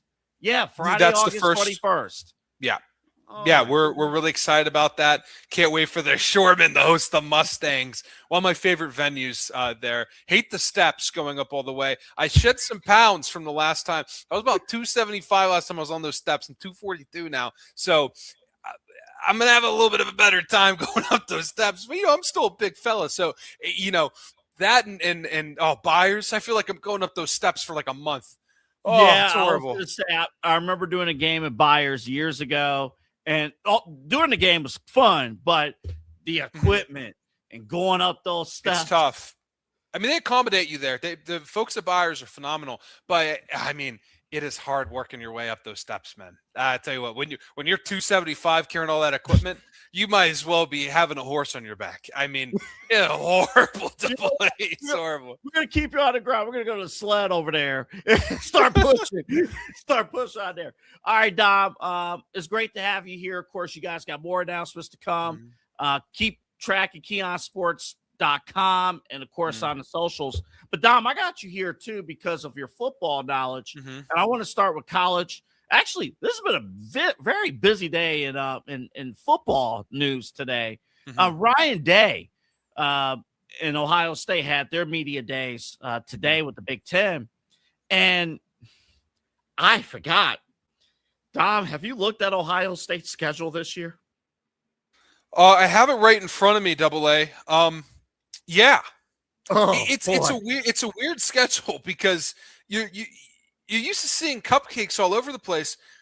This is probably realistically the first time where you could look at Ohio State and be like, oh, they could have 3 losses. Like you could chalk them up, not guarantee losses, but you can chalk up some losses there. I mean, this is truly an intriguing schedule, AA. Let's talk about the big elephant in the room about that schedule. And of course, the matchup against Indiana and Ohio State. We think of them as the class of the Big Ten, and kudos to the Big Ten, the last 3 national champions. Indiana, Michigan, Ohio State. Those 3 teams. But we got to face both of them this year, and I want to zero in on Indiana because now they're the top dogs. What's your assessment on what you think is going to – I'm not going to say what's going to happen with that matchup, but Ryan Day and Ohio State's approach to that huge showdown, I believe October 19th. Yeah. One thing about Ohio State, one thing you could chalk up is they're going to have a deep running back room. They're going to have the best wide receiver on the field, and they're going to have some maulers in that offensive line when you're talking about their offense. This team's going to be good. It is a national championship caliber team. That being said, facing Indiana is one thing because we know this team's going to retool. They hit the portal hard. This is not the same Indiana team as last year. They do not. Mendoza is not going through that door. So who knows? Indiana could roll into this game. They might have a loss or 2. This will not be the same Indiana. Not saying they're going to be bad. They could be in the Big Ten championship and still not be the same Indiana. I think Ohio State wins this game. The question is, how many losses do they have by the time they get to there? 1 is what I'm saying. Week 2, they're at Texas. And that was a game they squeaked by. Sane didn't look good. Manning didn't look good. Now, granted, I had to watch the replay of that game because I was at Penn State watching them take on Nevada for some reason. I had free tickets. I went to that game. But I remember that game was a barn burner. But this year you have, Manning going into his senior year. He's going to be more settled than Sane sophomore year. Expect more from him. I'm seeing a lot of predictions in this old Phil Still book here saying he's going to be a Heisman favorite, 4,000 yards. I don't think he'll be a Heisman favorite. I think he might be out of the conversation by the time we get there. Maybe no fault to his own. I think he's near that 4,000 yard mark, though. Okay. I think he's going to have a good year. I just think that as a sophomore, he's not. I think he's going to be in the conversation. I don't know if he's going to be on that stage at the end of the year. One guy that I do think is going to be on the stage is Jeremiah Smith. When they beat Indiana, and I'm predicting that, I'll say that. When they beat Indiana, I think Jeremiah Smith will be the guy that's going to put them over the edge. I think he's going to be the best wide receiver in the country this season. I think that's going to be huge. The crazy thing about Manning, last year we faced him in week 1, and that week 1 game was just yikes, right? Thank goodness we won the game, but yikes, right? And Manning did not look like a guy that you could turn to and say, oh, that's the next face of the National Football League when he's ready to go. But even as the season progressed, Arch Manning got better. And I know the expectation is like ridiculously high because of the last name, but he is a better quarterback. And I do think that's going to be an interesting matchup. I'm glad you pointed that out with the Texas game coming up week 2. Yeah, and the games that I'm really looking forward to for Ohio State, and you're going to laugh at me, Ball State and Kent State. We are going to have reporters there. We cover the MAC.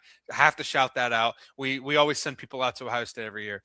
Kent State, I predict they're going to have 6 wins this season. I know we're not talking about Kent State, but that's my prediction for them. 6. But 6 wins.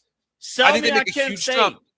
I listen, I'm going to sell you on Kent State and Akron. I think they both get 6 wins this year.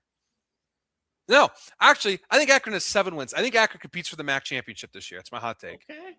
Yeah, that's I've been wrong on Akron every single year by 1 game, but I'm telling you, that's not bad. That's not bad at all. No, they hit the portal hard. I'm a fan of what Joe Mo's doing over there. Yeah, but again, back to Ohio State. When you go to the back end of the schedule, I mean, you're facing Indiana, USC, Oregon, Northwestern, who we can laugh at. They had 7-8 wins last year. They're a sneaky good football team, Dom. We've seen over the years that Northwestern, that maybe not the past few years, they've had all the scandals and they've been rebuilding the program and it's inconsistent. It's hard to hit the portal when you have such high academic standards as a football team. But still, the smartest kids in the world, they play football at Northwestern, apparently. They're a good football team. They're good for 7 to 8 wins every so often, and that means they're pulling off an upset in the Big Ten. Is the Northwestern game in Columbus or there in Northwestern? It's at Columbus. So the back end of the schedule, you're at Indiana. You have a bye on October 24th, and then you're heading to USC, then back home for Oregon, Northwestern, and then at Nebraska, home at Michigan for the game. I'm not a fan about how much that bounces back and forth. That's a tough schedule. It is. And again, we'll know more as the season goes on, but a lot of these schools are just big names, right? And that's what the Big Ten has. I'm not a Big Ten fan. I'm a Pitt fan. My team's in the ACC. I'll tell you that's the most competitive conference in all college football. Completely biased on that perspective. But when it comes to the Big Ten, a lot of these are just big names. When you hear Nebraska, I hear a team that's not very good, but Double A, you're a few years older than me. You might remember the stories of the 90s, of the 80s, of when they were in I'm not that old program. No, I'm saying I'm not you that might old. No, Tom I'm saying Osborne is before my time. But I'm saying you may have heard the stories. By the time that I was watching football, they were in the Big Ten by the time I remember. I don't remember them in the Big 12 or as an independent. Oh, gotcha. So I don't remember the days of yesteryear when Nebraska was the powerhouse, right? So again, I see in Michigan, who knows what to expect from them? They're coming off of another huge scandal that could be bad. Now they're going to come out for that game, especially on the road at the Big House where they won last time. But again, it's hard to tell right now what the schedule is going to be, but I can guarantee you Oregon is going to be the toughest game in that back end of that schedule. Oh, that's going to be really, honestly, that stretch. I'm even thinking Nebraska, that's a trap game before Michigan. We'll kind of have to see how that's played out. And then, of course, too, it's true. Ohio State has not won the Big Ten championship in several years. I believe, it blows my mind that how long it's been, but a national championship is in there. We'll talk more about that as we throughout the season, Dom. I'll have you on as the season progresses about Ohio State. Real quick, talk to me about what's going on. The SEC and the NCAA, we got this Protect College Sports Act, and I'm hearing, the act, they want to cap conferences at 19 teams, which the Big Ten doesn't want to hear that because they have 18. SEC has 16. Your overall thoughts on what's going on? The SEC wanted to break away and maybe the Big Ten. What's your thoughts on the state of college football? Yeah, I mean, the state of college football is a mess right now. No matter how you look at it, it's, again, you can agree with the kids should be getting paid, right, for how much they contribute to the school. You can have that opinion, but also think that the transfer portal and NIL has led to a snowball effect. And that's the case. And the TV rights have also led to a snowball effect here where these conferences are just engulfing each other. I don't in 5 to 10 years the ACC is not going to exist. Who knows if the Pac-12 will continue to exist, but it's not a power conference anymore. It's only 4 power conferences. The SEC, I mean, there's been rumors about them taking in various ACC teams. I mean, they're even taking teams that you would never even think would qualify for the SEC, like Pitt, right? Because it would give them because Tennessee is vouching for them because of TV rights. So the way that you view college football for fans out there, it's gone, it's done, and it's going to be different in 10 years. It's not even going to look recognizable what it is today. Is that necessarily a bad thing? No, it's just a different thing.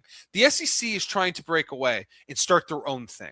They want the Big Ten to join them. But right now the talks are just the SEC separating itself and making its own league. Will people watch? Yes. Will people acknowledge that the champion of the SEC is the best in the country? Some people will. But when there's a national championship game and let's say Ohio State's taking on Clemson, what will you acknowledge more? And that's going to take away a lot from the SEC. Now, ESPN, they have a huge stake into the SEC. They also have a huge stake in the ACC. They also have a huge stake in a lot of other smaller conferences.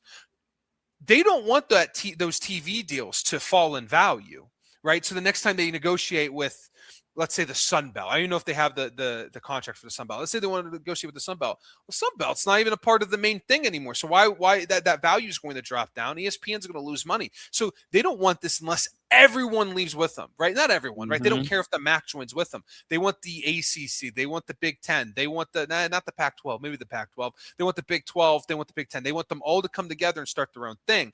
That's the way that this is going to work. And eventually that's what's going to happen.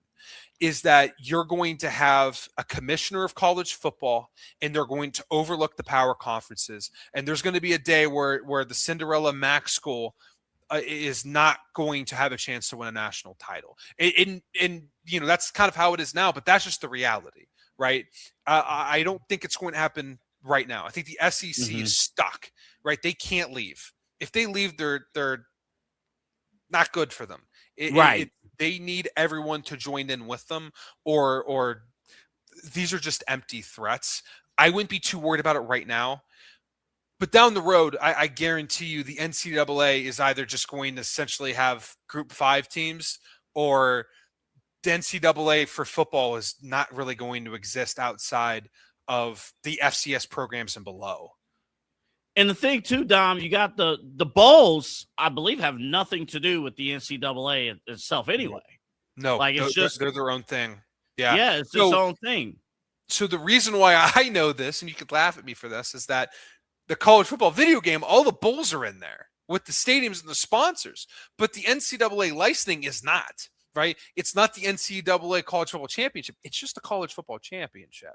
Right? So the NCAA licensing is almost just like kind of like there, right? It doesn't hold the value that you think it does. But yeah, when you're at the Tony the Tiger Sun Bowl, the NCAA has nothing to do with that. Great bowl typically, by the way. Yes, love it the is. Tony the Tiger Sun Bowl. Great bowl.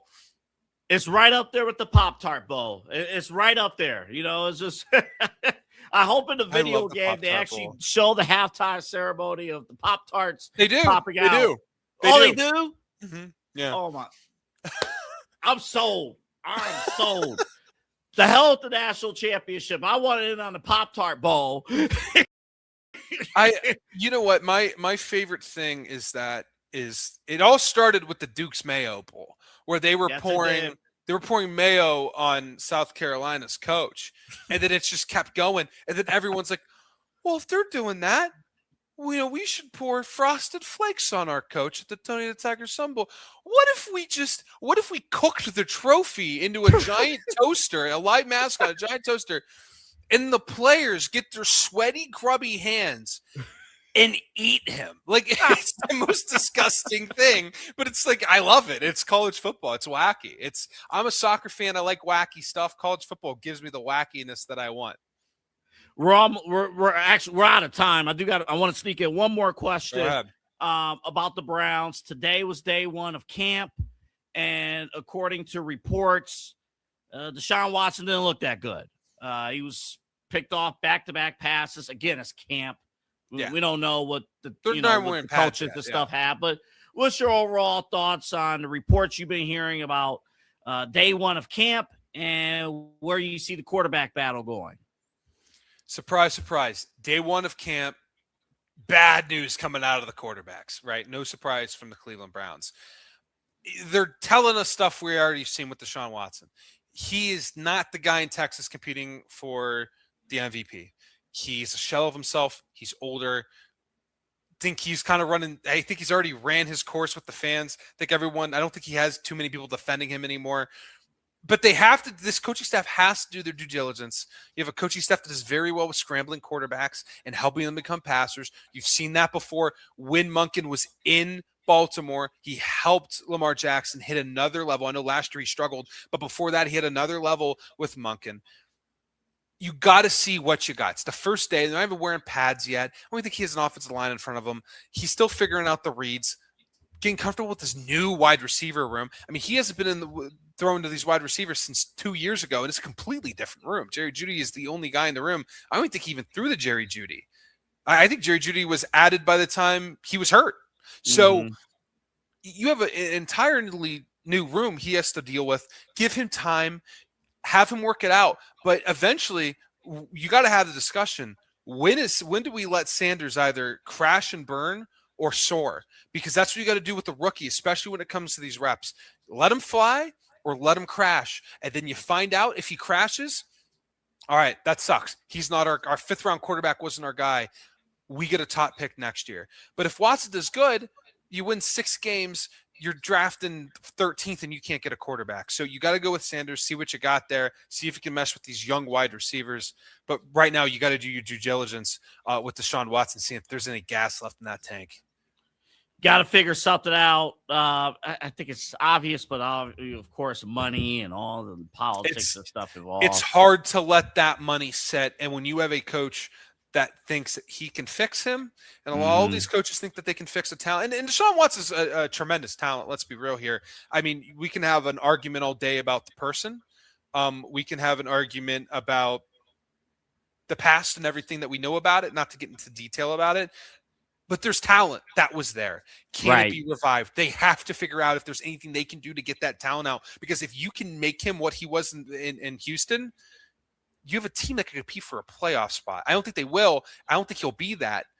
But I'm saying that's what you can have if you can unlock it. So they got to figure out what they got there. But I think Shadur is who you got to go with in the long run of this season. Dom Cleary here with us. One more time, the announcements from Keon Sports. Yeah, so August 13th on a Thursday, we'll have a live draft show at Rookies in Parma, Ohio. It's going to be a blast. It's a great bar. If you love wings, if you love playing pool, if you love playing darts, if you love high school football, come join us. We'll be there most likely at 7 o'clock. We'll be there all night. Pop in, pop out, get a beer, get some food, do whatever. It'll be a fun time. And then game of the week, Avon Lake will be hosting Strongsville. That game will be on August 21st. I think we said was that Friday. Yep, that so Friday. That'll be our Keon Sports game of the week. We're super excited about that. Got some new sponsorships for new player of the games. We got offensive player of the game, defensive player of the game, and my favorite AA, offensive line player of the game. So really excited. Yeah. Them Hogs getting the love. We can still call them Hogs in 2026, right? That's what they are. I'm not going to listen. I ain't going to tell you not to. All right, Dom, let's get you out of here again from Keon Sports. Again, check out KeonSports.com for all the stories, all the great stories, and of course the YouTube channel and at Keon Sports Twitter, or you guys are all over the place. KeonSports.com. Go from there and spread your wings, and you'll be all set and ready to go. Thanks again, Dom. Thanks, AA. Glad to be on. Keon Sports is the leader in Ohio high school athletic coverage in written, print, and video streaming. From the latest news and results and written content to the high school football game of the week every Friday, Keon Sports has you covered. The vision of 15-time published author Vince McKee has become the most trusted site in Ohio high school athletic news. From podcasts to player profiles, Keon Sports is your one stop for all of it. Visit them today at KeonSports.com or on YouTube at Keon Sports. Check out their socials on Twitter and Facebook as well. Find us online at InsideEdgeNetwork.com. That's InsideEdgeNetwork.com for the latest information on all your favorite Inside Edge Network personalities, favorite shows, and our network partners. And also, we are independent. We are grassroots. Support us and support your local community digital sports leader with our merch store. Yes, we have a merch shop. There it is right there. Look at all the great stuff you can get there. The Champion Packable jacket. Got the Inside Edge Network t-shirt. How about hats? How about a glass? How about an official polo from the Inside Edge Network? We got water bottles as well. And you can customize it. Multiple different colors and sizes that we have available for you. That's right. Rep the network. Support us here at the Inside Edge Network. We are Cleveland's digital leader for sports, entertainment, mental health, and the culture. Check out our merch store right now at InsideEdgeNetwork.com. That's InsideEdgeNetwork.com. What's up, guys? Awesome episode of Unfiltered today here on the program. Got deep into the old Dr. Fauci stuff. You got to see it to believe it. I'm going to give you a hint. He pled the fifth. It was crazy. We talked about that. Got more into the Browns training camp. Hey, Deshaun Watson got the first day.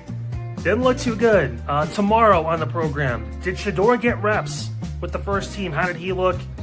Should he just be given the job right now? Call it as it is. We'll talk about all of that. Plus the results of the poll. Which trio would you have rather had for the Cleveland Cavaliers? Would you have rather had possibly Darius Garland, Jaylen Brown, and Evan Mobley? Or are you happy with James Harden, Donovan Mitchell, and Mobley? We'll give you your results. You guys voted on the Facebook and the Twitter. All that coming up tomorrow and so much more on Unfiltered here all on the Inside Edge Network. I will see you at 5 p.m.